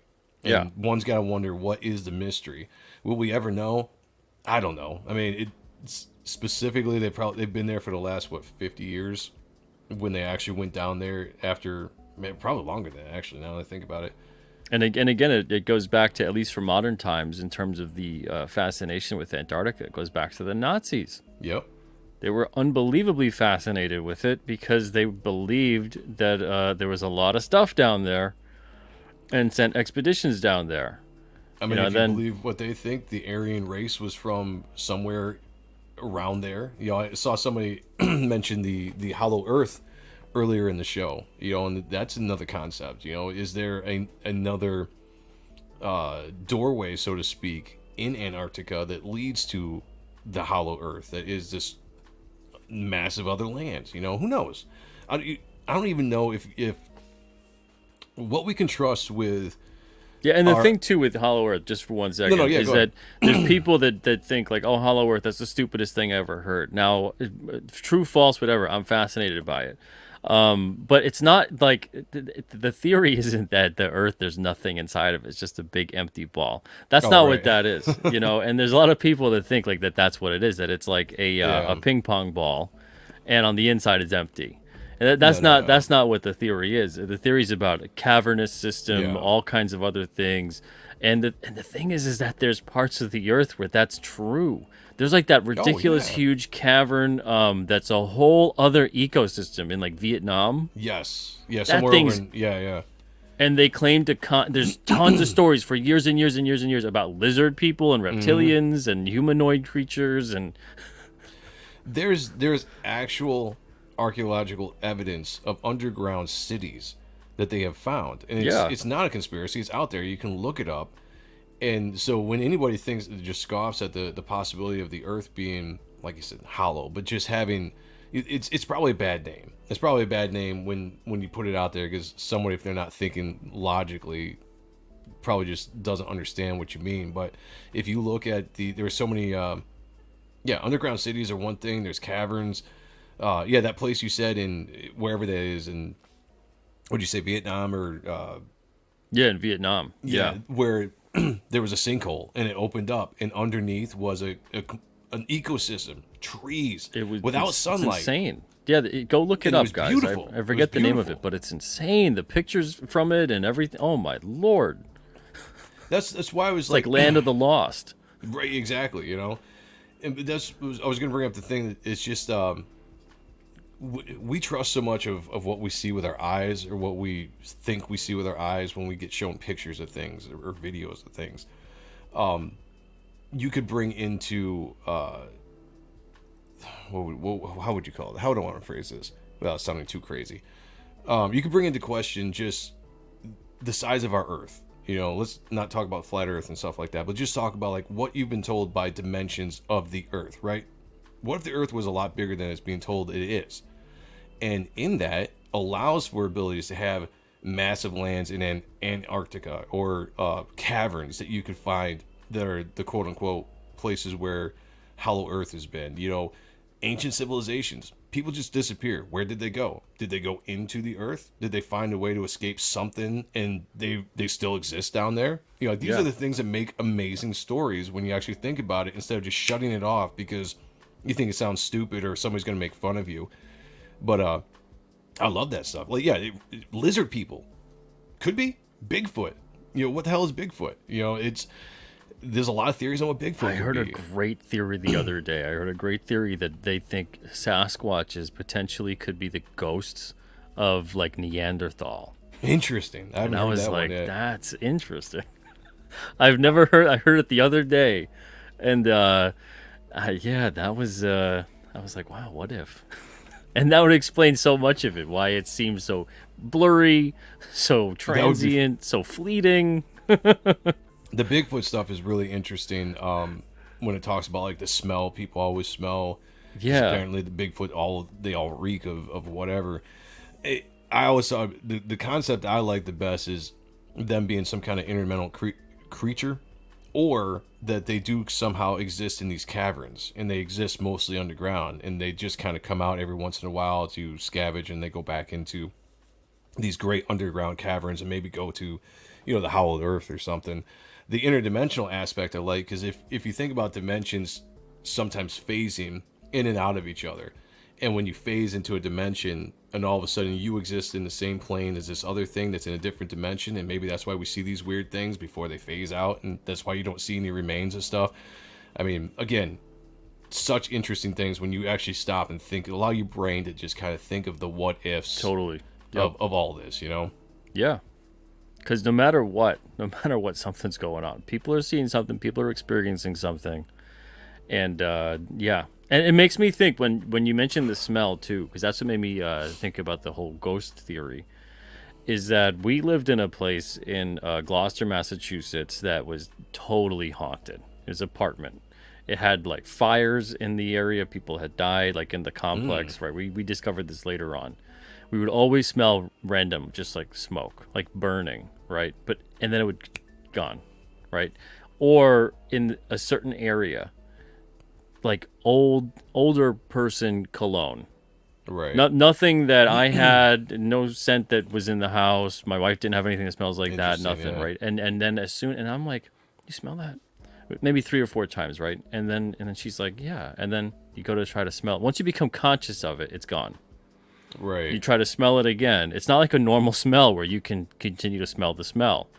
As soon as you become conscious of it, especially if you speak it, it's gone. It's gone. It's almost like you recognized it, and all of a sudden that veil, like maybe the And they're veil like, dropped "Oops." for just a Yeah. second, and you're sensing something with your senses, and then you recognize it. Somebody realizes it, and boom, the veil's back up, and it's, you know, the Earth being whatever it is, history being whatever it is. You know, obviously, America wasn't just found. That continent existed long ago. There's been so many different people that have lived on it. Oh, yeah. The interesting thing is, if you ever get into the talk of what blood is, all right. So in the Bible, it says, you know, life is in the blood of a person, which, you know, is real. Obviously, you lose your blood, you lose your life, but there's more to the blood. Like, so anytime there's been like mass sacrifices or any kind of thing where someone died very brutally, very tragically, and that blood is soaked into the ground, a lot of times there's some kind of essence there. There's more happening in that area, and it exists for forever. So if you come centuries later, you're building houses on these things, you know, just you're clearing out land, but maybe years and years ago there was something that absolutely happened on there that was, you know, kind of like this you know, tragic stuff. There is more aspects of some kind of paranormal activity, whatever that might be, in Yep. those areas. And to me, that exists throughout the entire world, and you have no idea where it Absolutely. is. Yeah. So you might be like, you might live in an area where you never see anything weird, right? And then you might talk to somebody like you that lived in like Massachusetts or somewhere where it's a regular thing. People are like, oh yeah, like, you know, and you have to wonder what happened at some point in life in that area that has caused that kind of hotbed of activity, you know? And that just leads back to like our history. What has our history been covered up that we don't know so much of these things, or maybe they're just rumors or folklore or whatever. But Yeah. I absolutely exist that the spilling of blood on the ground can affect that area for worse, for whatever purposes it might use it, and then we just kind of experience it every once in a while with whatever senses pick it up. Oh, totally, man. Totally. That reminds me of a story. I've said it before on this channel, so if you guys have heard this before, bear with me. We were going apartment hunting because we were eventually moving out of Gloucester, and then we just settled up going here. My wife always wanted to live up in New Hampshire, and I'd been here too, and that was always the goal. But this was years ago, so we're in Massachusetts, and we were looking in Salem, of all places. Oh, right? nice. So we're looking in Salem, and this one spot seemed pretty good. The price was really good, almost too good to be true. Right. Right, so we pass it. We're just kind of going in the area. We pass it, and she is terrified. Now she's always sensing stuff. She's always picking up weird energies. She's always like, we live maybe half a mile from a funeral home. She will get visions of people's deaths, something that occurred, whatever, and she's freaking out. She'll feel like they're telling her something. Right. We go to look it up, and the stories are almost dead on. Wow. So anyway, so we passed this place. She's like, I'm not going in there. I'm not going in there. She's like, we're not going to that place. And I'm like, what are you talking about? And I'll feel stuff when I'm within a building, or I'll feel stuff when I'm near a person or whatever, but I won't feel stuff like she could like look at certain things and be like, that is not a good place, right? So we're passing by, we're sitting in front of it, and just in the car, and all of a sudden she's getting chest tightness. She's having a hard time breathing. And I'm like, are you okay? And she's like gasping for air. She's like, she's like, she's like, something weird with this place. We have to go. So we leave, right? She starts to calm down. She starts to get okay. And she's like, that place, there's something weird about that place. She's like, all I could see over it. She's like, when I looked at that building, is darkness. I just saw like, and she's like, I don't know how to explain it. She's like, I just saw like all of a sudden, like a dark tint over the place, just a bad energy. She looks it up later that night. You know what happened in that building? I'm assuming murder or something. Someone, yeah, the Boston Strangler murdered somebody in that building. Oh wow. Yeah. And she's like, oh my God. She's like, I couldn't breathe. I felt like my throat closing. Yeah, she was like, that kind of stuff it's interesting when, again, who knows why certain people sense that kind of stuff and others don't. I don't really know the reason behind that, but there is I do know a few times. One time specifically, when I used to be in music, I had a band member that lived about like an hour or so away, and every once in a while I'd go hang out with them for the weekend and whatnot. And there was a specific way I'd always take, back roads. And there was one day, for some reason or another, I pulled off into this driveway, and it was just through farm country, so it was this like old farmhouse, a couple silos in the back, and it was kind of run down. People lived there, so it wasn't like abandoned or anything, but I had to pull in like this big U-shaped driveway because for some reason, I can't remember why, but I had to sit there and park. I don't know if I'm making a phone call, but I remember sitting there in front of this house, and I just got the weirdest vibe I've ever felt in my life.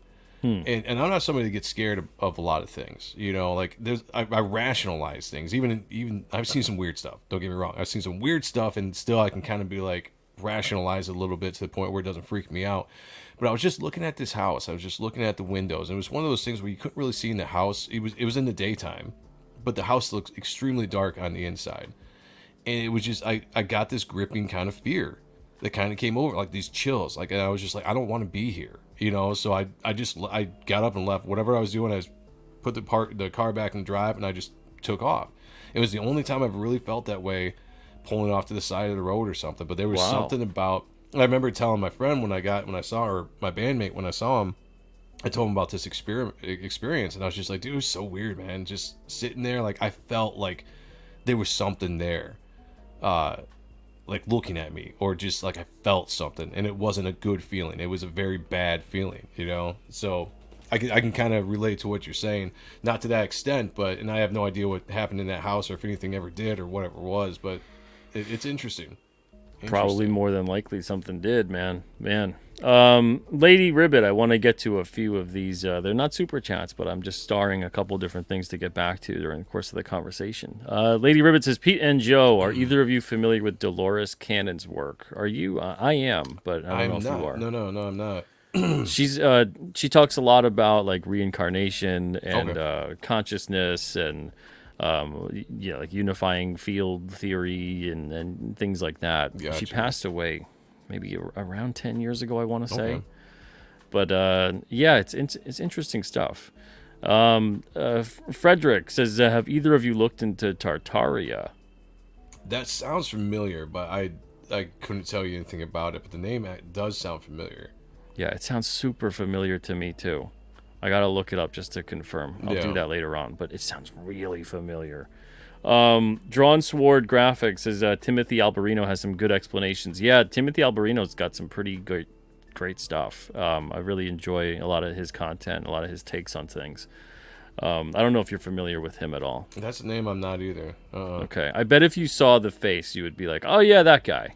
I might, I spent years, like a good decade, just diving into a ton of different stuff, and I watched so many different lectures and people talk about things and watch so many different shows and documentaries. There's probably a lot of people I don't remember their names.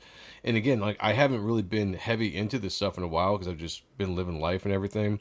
So I should probably dive back into some of the stuff and refresh my brain, for story's sake, at least. He's got a good YouTube channel. He's been on like The Unexplained, Ancient Aliens, things like that too. I've probably seen him then if he was on that show. You'd probably know the face.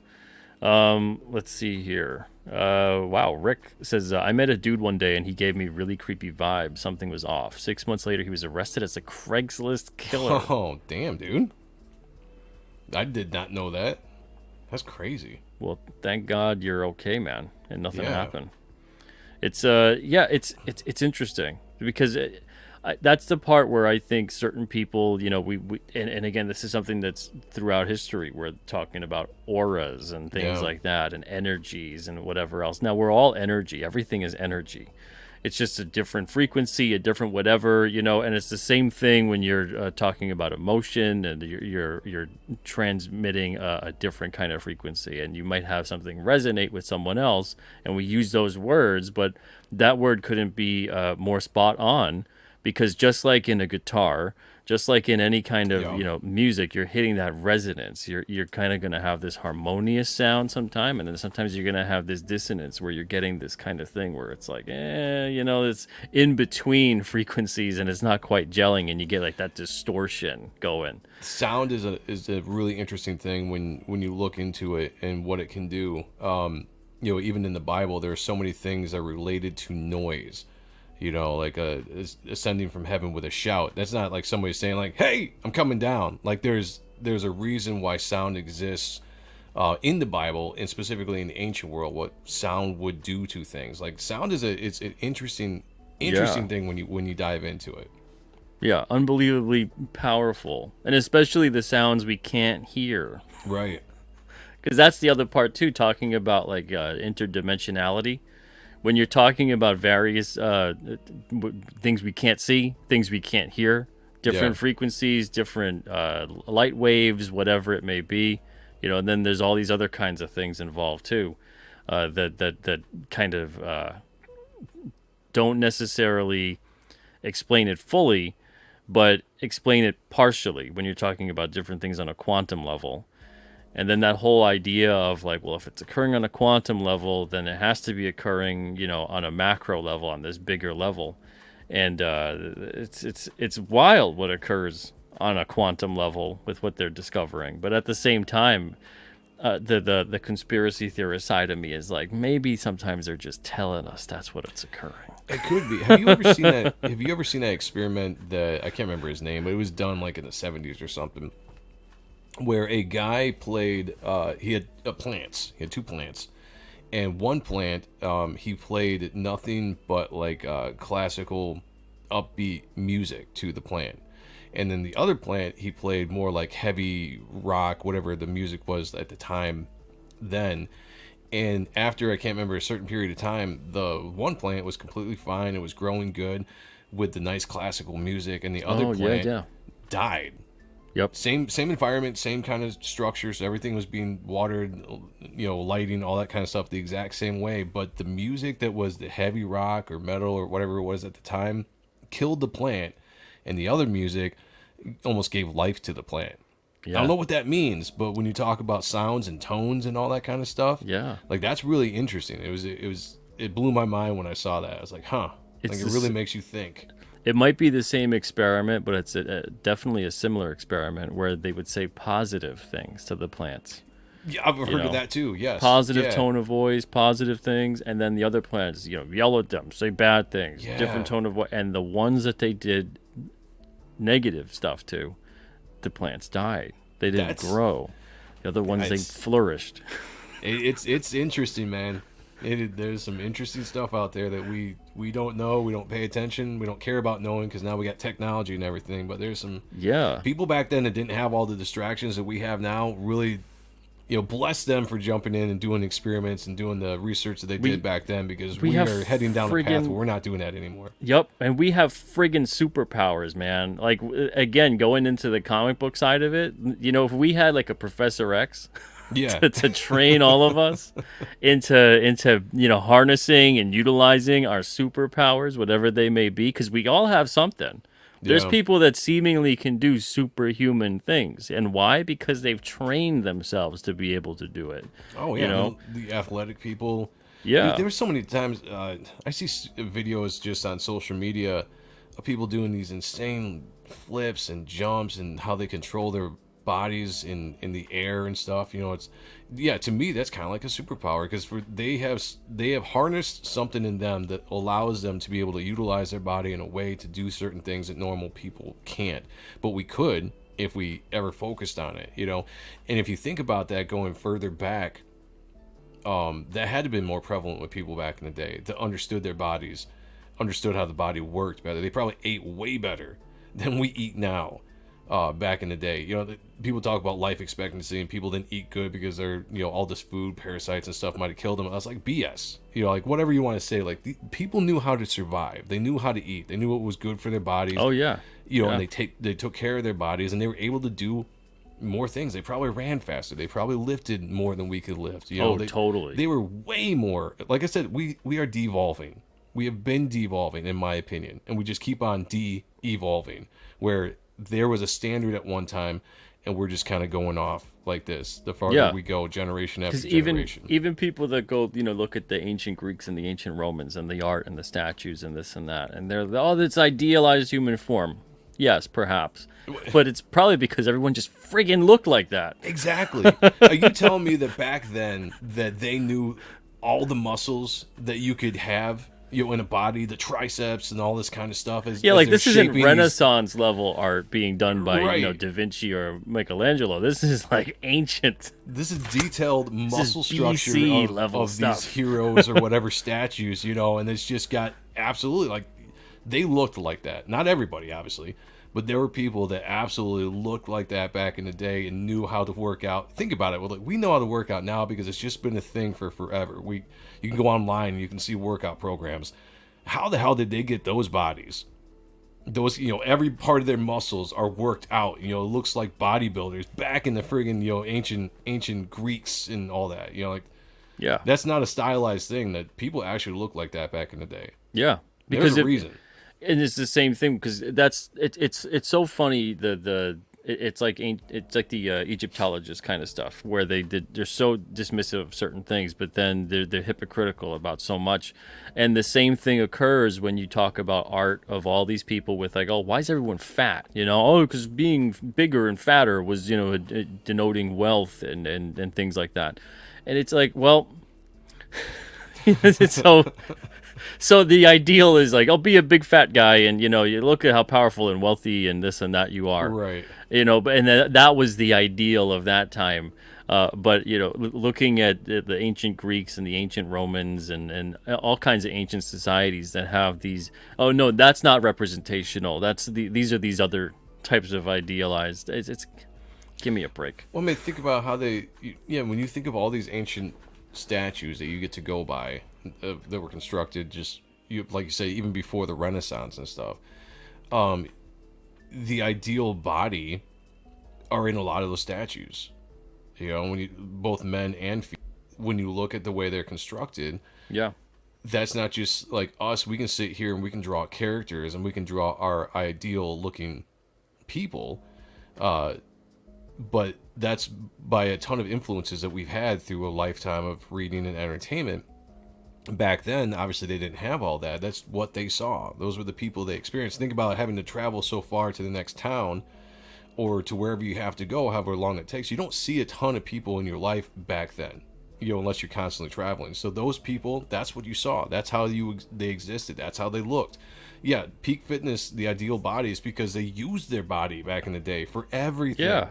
For walking, for building, for whatever. And that's the bodies evolved in that way. And they were a better, stronger species of human than we are today by 100%, Yep. Yeah. Absolutely, man. Blue Teddy, I just want to get to this, is always trust the vibes. When I was younger, my mom introduced me to the new neighbor. I was terrified of him, and our usually friendly dog growled at him. So mom said, okay, he's no good. And says, and then he got arrested for sex trafficking. shit. So yeah, no good was right. Look at that. Yep. Yeah. Yeah, all of us at some point in time have had vibes about people. And it's like, I just don't know. I Trust just your don't instincts. know. Yeah. Just... And that's something too that modern life is teaching you all the time. Don't listen to that. Yeah. Don't listen to your instincts. Don't listen to, you see someone walking down the dark alley and you don't want to go down there. What are you, a racist? Yeah. No, Yeah, I want to exactly. survive because something within me, in my DNA, in my, instincts says, this is not a good scenario, and the likelihood of it ending up bad for me is potentially higher than me being in a more well-lit, safer type area. Yep. Yeah, everything that makes us, honestly, everything that makes us human, and there's great things about the human body, how we were created, how we function, all our senses, is being beat out of us by technology, by society, by the higher ups, whatever you want to call it, and again, it is kind of depressing when you think about what we should be as a human race to this point. And some people think like, oh, that's technology, that's how societies evolve and all this kind of stuff. And when I think of what we just talked about, when you think of just like the ancient people and physically how human beings were, it's depressing. Yeah, and there's an aspect of like, oh, they were dumber. They didn't have Wi-Fi, right? Yeah. It's like, well, you know what? They didn't need it. Right. They didn't need it. That's how things have become, is that we can't survive in a certain kind of world at this point without technology really, really helping us out. Whereas before, yeah, they could survive. They could have things. They could do things with life. They could accomplish greatness.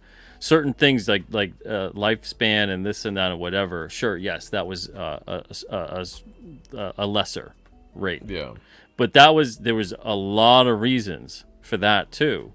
But then when you look at human beings and you go, well, in a perfectly normal, natural state of using your body all the time and doing more manual labor and having a more of a simplistic life, let's say, do you really want to live to 60 or 70 years old at that point? You're broken at that point.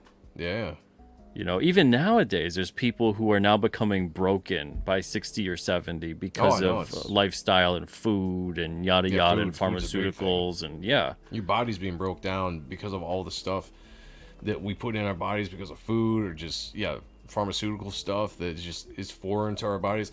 I mean, we naturally can heal, and I think the body has forgotten a lot of that because generations go on and we've been introduced, our parents or grandparents and so on and so forth back have been introduced to so many different things, and that gets passed on from generation to generation. And that's why I'm saying the de-evolving or the copy of a copy. If you ever take original art, you make a copy of it, and then you make a copy of that copy, a copy of that copy, blah, Yep. blah, blah, and then compare it to the original art, there's going to be a drastic difference. I feel like that's kind of what we do. You know, we're not handing down good genes to our kids because whatever is in us because of the crap in the world that we digest physically, mentally, all that, we just hand down to our kids. And then they go into a world of more technology. Now kids are being brought up on, you know, phones and tablets, you know, and I'm guilty of that myself because that's the technology of today. I came up in the technology of the day I came up and experienced that, and it's just going to keep getting worse and worse to the point when you have a kid, what's going to be raising the kid eventually, and how are they going to learn and adapt in life when things like, you know, are you eventually going to have robot nannies that just everything is taken care of, you know, and just like it's just regardless, whatever. I'm rambling there, but you know, the de-evolution of the human race, I just see, you know, every generation. Okay, so two things I want to mention on what you were talking about.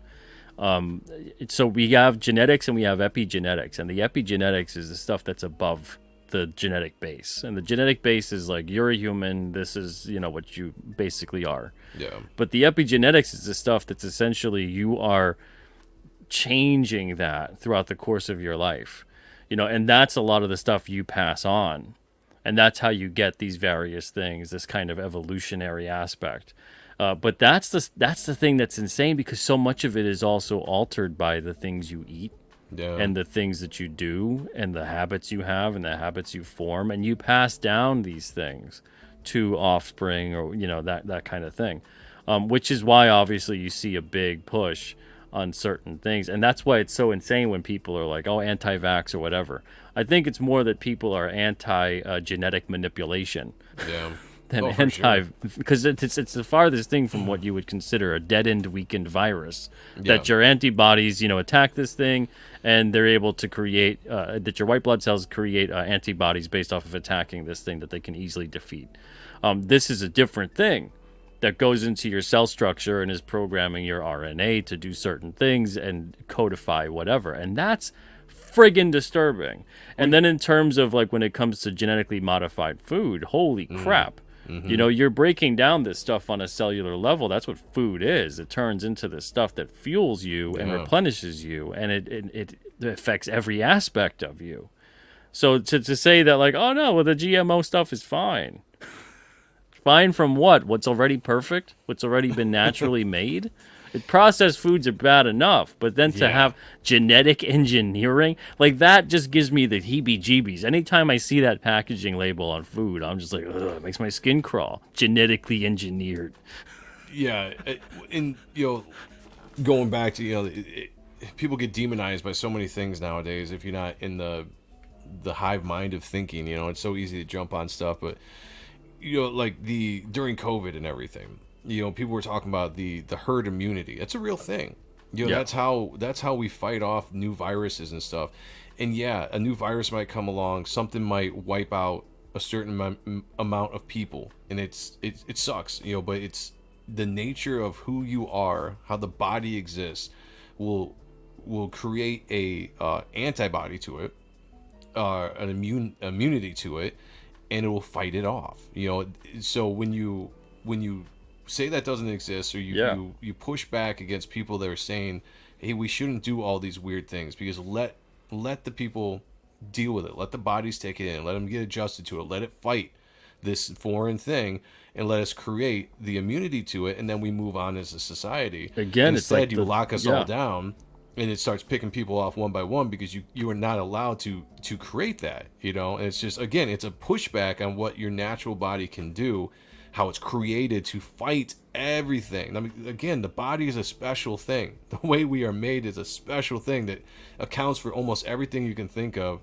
that you were going to face in this world naturally, you know. And we just kind of like push it to the side, like, science, that's, you know, like this is better, you know, put this in your body, do this. And again, to tie it back into comics, it reminds me of that legacy virus within the X-Men. Remember that story? And it was the same concept of going and you know, do you let the mutant race kind of, you know, fight this thing, and be able to grow the antibodies necessary. You're going to lose a bunch of them, but it ensures the future. Right. Or do you go in there and you try to, maintain whatever, but it's going to wipe them out because they never grow the antibodies necessary. Exactly. Great point. Yep. And again, something else, and it's insane. It's insane to think they touched upon even that in the cartoon.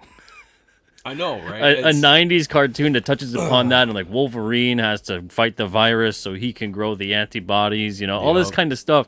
It's like this was for kids, right? Right. Nowadays, for kids is an entirely other level of different. storytelling. Yeah. Hands down.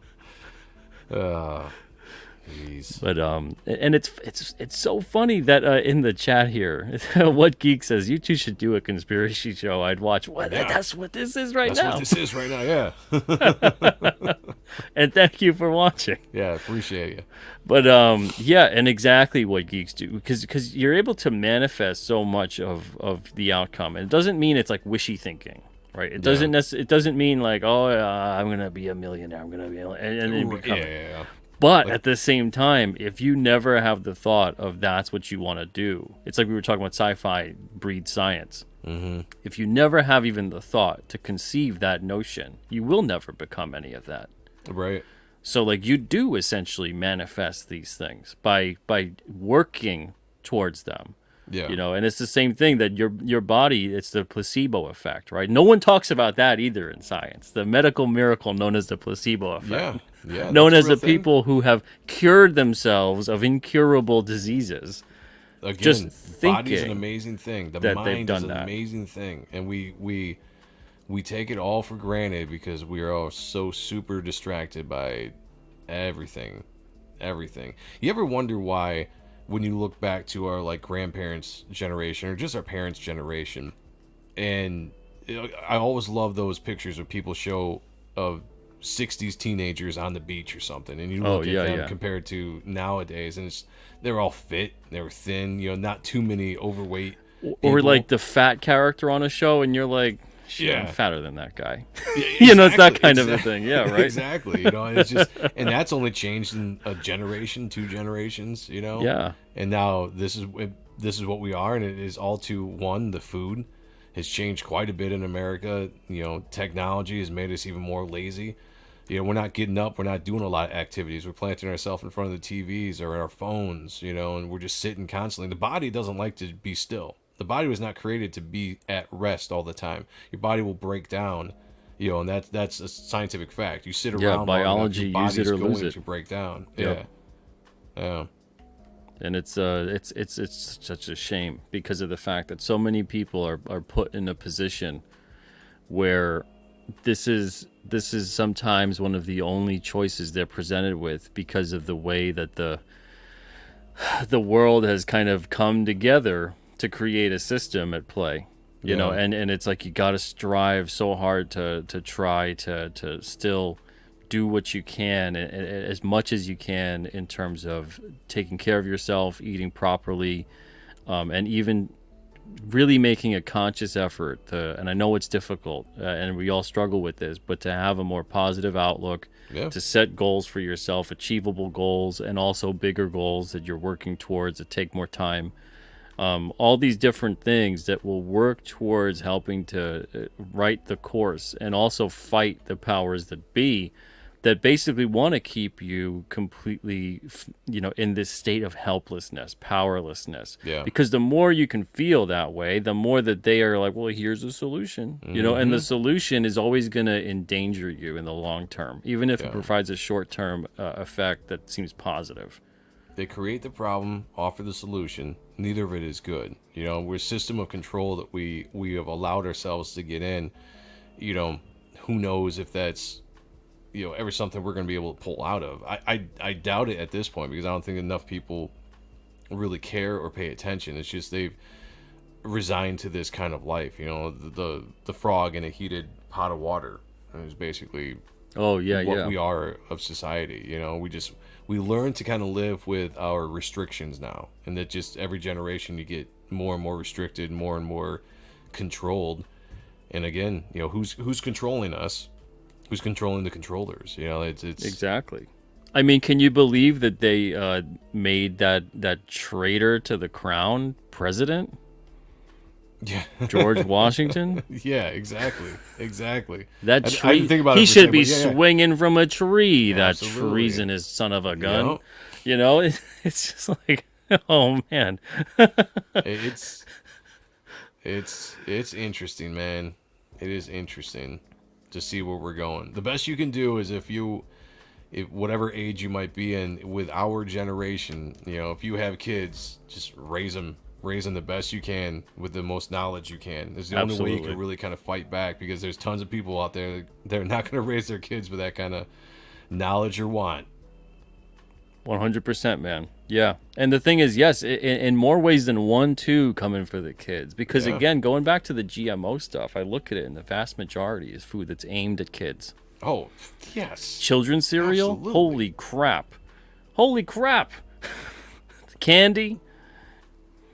Yeah, my wife, bless her, went through, and I've been kind of into a lot of this stuff for a long time, but just never really changed my lifestyle with eating or anything like that. But my wife one day got into it because her sister got into it, and they were just kind of influenced with each other. But got into the point where she's like, we need to get off of this stuff, because all the crap that's in food is not good for one. It's not good for us, but it's not good for our daughter. And she's been changing us to more organic. Really paying attention to what are on the labels. We're going to more farmers markets where we can get more local. Yeah, try to get locally away grown from, meat. from chemical preservatives, from Yep. all of that kind of stuff. Yeah. Yeah, because I mean, just and even in that, there is so much stuff that you need to avoid to completely get off of it. It's almost damn near impossible, but you can at least improve what you're putting into your system by just doing those kind of switches. And again, the amount of sugar that's in everything and how it affects kids. And I see it in my daughter. At 4 years old, I see how certain sugars affect my daughter's attitudes and how she acts and all this kind of stuff. And when you take her off of that for a while, she's completely different. And then introduce it again for whatever reason, and she goes right back to like this Yeah. behavior issues, and it's just, And if you were of a different mindset, you guys, you would unfortunately be putting her under medications that would Yeah, do even worse exactly, damage. exactly. Well, God bless you. Try. And yeah, it ain't easy, man, because there's even days we go and we're like, wouldn't it be nice? Wouldn't it Right. just be nice? But it's like you just can't. We can't. No. You just get like that weird, like, no. When you're knowingly having the poison and all the time, your body's overwhelmed by it. It's like it's Joker products. Remember the '89 Batman movie? Yes. Right. It's not just the toothpaste or the shampoo or this. It's the combination, and then that creates the toxin. And that again, talking about conspiracies and comics, stuff like that. Even though that was a movie, but it's just in general, that thought process of how certain things and combine them will kill you. That's a little bit more, sensationalized for the movie. But when you think about the different things that we put into our body, how that it can increase cancers, it can increase other debilitating diseases that attack your body and break it down over a certain amount of time. And if you didn't have that in your life, if you didn't have those things introduced into the food, you wouldn't go through that. And it's interesting that other countries do not have more restrictions on their food than America does. America is so damn loose on what we put in our food. We have a friend that lives over in France, and she just tells us all the time like how different the food is over there, because she moved there 5 years ago. 5 years ago, and she'll just tell us all the time. One, the regulations are so much stricter over there. What you cannot have in not only food, but in stuff like beauty products, in shampoo and things like that. And here in America, Absorbed it's by the just like, skin, things like that. right? Yeah. It's just like we are just open to everything. Like bring it in. Yeah. Put it everything. Put it everywhere. For me, the argument that I see people all the time thinking, "Oh, the government cares about you," right? First of all, well, holy crap! Give me some of what you're on. Yeah, don't ever believe that. But second of all, it's one of those things where I'm like, it begins and ends with look at the quality of food, look at the quality of the stuff that you put into and onto your body. That's allowed. That's approved. Look at all of that. Look at medicines that get recalled on a yearly basis because they're killing people. Hell, not even that. Look at even just the side effects for half of the pharmaceutical drugs. Right. Most of them nowadays list death. They list death is a side effect. When I hear that in the commercial, it's automatic like, nope. Like when you're Death. saying like death. Nah. And it'll be like for eczema. Oh, right. Yeah, just for stuff that, you wouldn't even People think. have died. So you had eczema, you went on this clinical trial, and you friggin' died because of this medicine. Right. And all you became was, just listed as a side effect. Right. I see What Geeks Do Network in the chat saying fluoride in the water is sinister. It's interesting. I worked for the well department for the city I was living in at the time for about 4 years. And I was in charge of putting the chemicals in the water and everything. And there's certain things I understand why you put in the water. You put a tiny little bit of bleach in the water, it's disinfectant, it kills stuff. You put in such a little amount that it's not going to hurt you, but it kills bacteria. Honestly, if you were ever in the wilderness and you had a 5-gallon bucket and you had an eyedropper, you'd put the tiniest little 1 drop of bleach in that bucket, sanitizes the entire bucket, you could drink it, you'd be fine. The fluoride has no reason to be in our water. It's not regulated. The state doesn't call for it. No one's saying the fluoride has to be in the water. It was introduced into water specifically for teeth, right? That's what they say. It's acid. Yeah, putting acid doesn't do a whole hell of a water. lot for teeth. It calcifies, if anything, If and you it get destroys. that stuff on your skin, it burns. It destroys your skin, and you put in certain amounts of stuff that technically shouldn't affect your body. But again, why? There's no reason to put that into the water. Bleach, I understand, makes sense. Acid makes acid for your teeth makes absolutely no sense, and it's not even regulated. It's not even called for.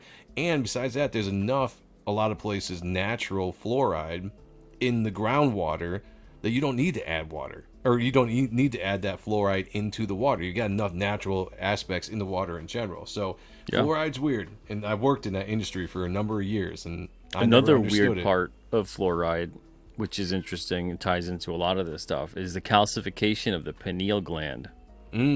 And the pineal gland is a strange, creepy, weird thing. Looks like a tiny, tiny little pine cone, it's right? But where your third eye allegedly would be, right? And it has rods and cones.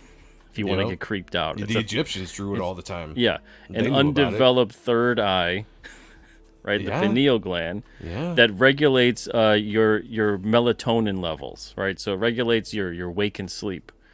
And allegedly, and I use that term even loosely because so many instances have been proven at this point, that being able to have an uncalcified, fully functioning pineal gland enables you to get into deep meditative states where you literally can attain certain brain levels where you're able to have this astral plane kind of thing going on, remote viewing, all this other kind of stuff, psychic ability. Ancient people probably could tap into that more than we can because they didn't have all this stuff blocking that out, So again, a lot of the stuff that you see written about religions or encounters or stuff, I absolutely believe happened because they were more in tune to that, to seeing that. Because again, the way your body was created, and again, I believe in creation. I believe that we were created by an intelligent design. Me personally, God. And if you think about that, you think about the way that that certain aspects of your brain, your mind was created to be able to handle that, to be able to take that in, to have that experience, to be able to talk or to see higher things. People often, when they criticize the Bible, they're like, why did people see that back then? And nobody's talking to God now. Nobody's seeing angels. Nobody's doing that now in modern day. That could be why. There's an absolute reason. If you look at reality, just how you brought up, people were more in tune to actually be able to see that other dimension, that spiritual dimension. That veil was a little bit more lifted to them from time to time, where they could experience that. Now we are completely shut down, and why? Somebody introduced that. That's not a coincidence. There's a reason why we were constantly being dumbed down and shut down from our natural senses of what our body would generally just see. Because that's how we are created. We are created amazingly. Like, the body is amazing when you break it down. It's insanely intense, and intricate. It's the most advanced technology on the planet. Yeah, hands down. Yeah, and that's why it's so insane getting further and further and further away from developing our natural senses, utilizing things that we can do on this level that have been done, that were provably done for thousands of years before so-called technology came along to replace these various things. And it's funny because every single time a new form of technology comes along, it's always billed as this thing that's going to make things so much more convenient, so much better Right, quality yeah. of life. How many times did you hear that, when you have this sort of thing, right, you get the robot maid or whatever it is, you'll have more time for luxury and just sitting by the pool all day, right? Laziness. Yeah, if anything, holy smokes.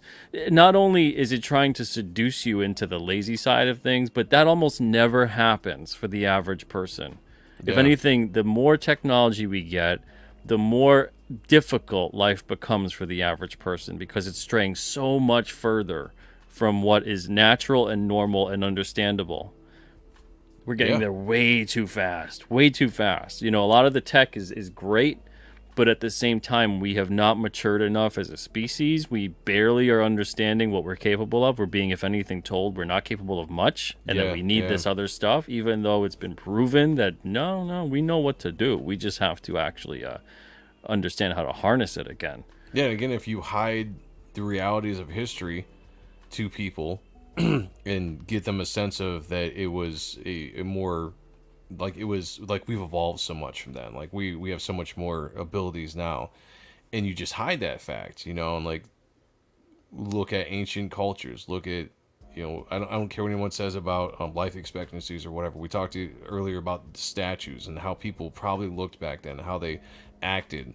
You have legends of like Hercules and Achilles and all these people that did fantastical things. I believe is absolutely based on some kind of truth and some kind of reality because people were able to tap into certain things back then that we can't even imagine now. But our bodies are so special that we could do that kind of stuff. Yeah. Somebody mentioned in the chat before, like, the stories and when someone gets adrenaline rush and they can lift a car off of somebody that's trapped because they're trying to save, that stuff absolutely happens. Now, if that happens on a just every once in a while basis nowadays, but that's something your body could absolutely tap into, think about that then back in the past when you actually had access and knowledge how to get that How out to of summon yourself. that, yeah.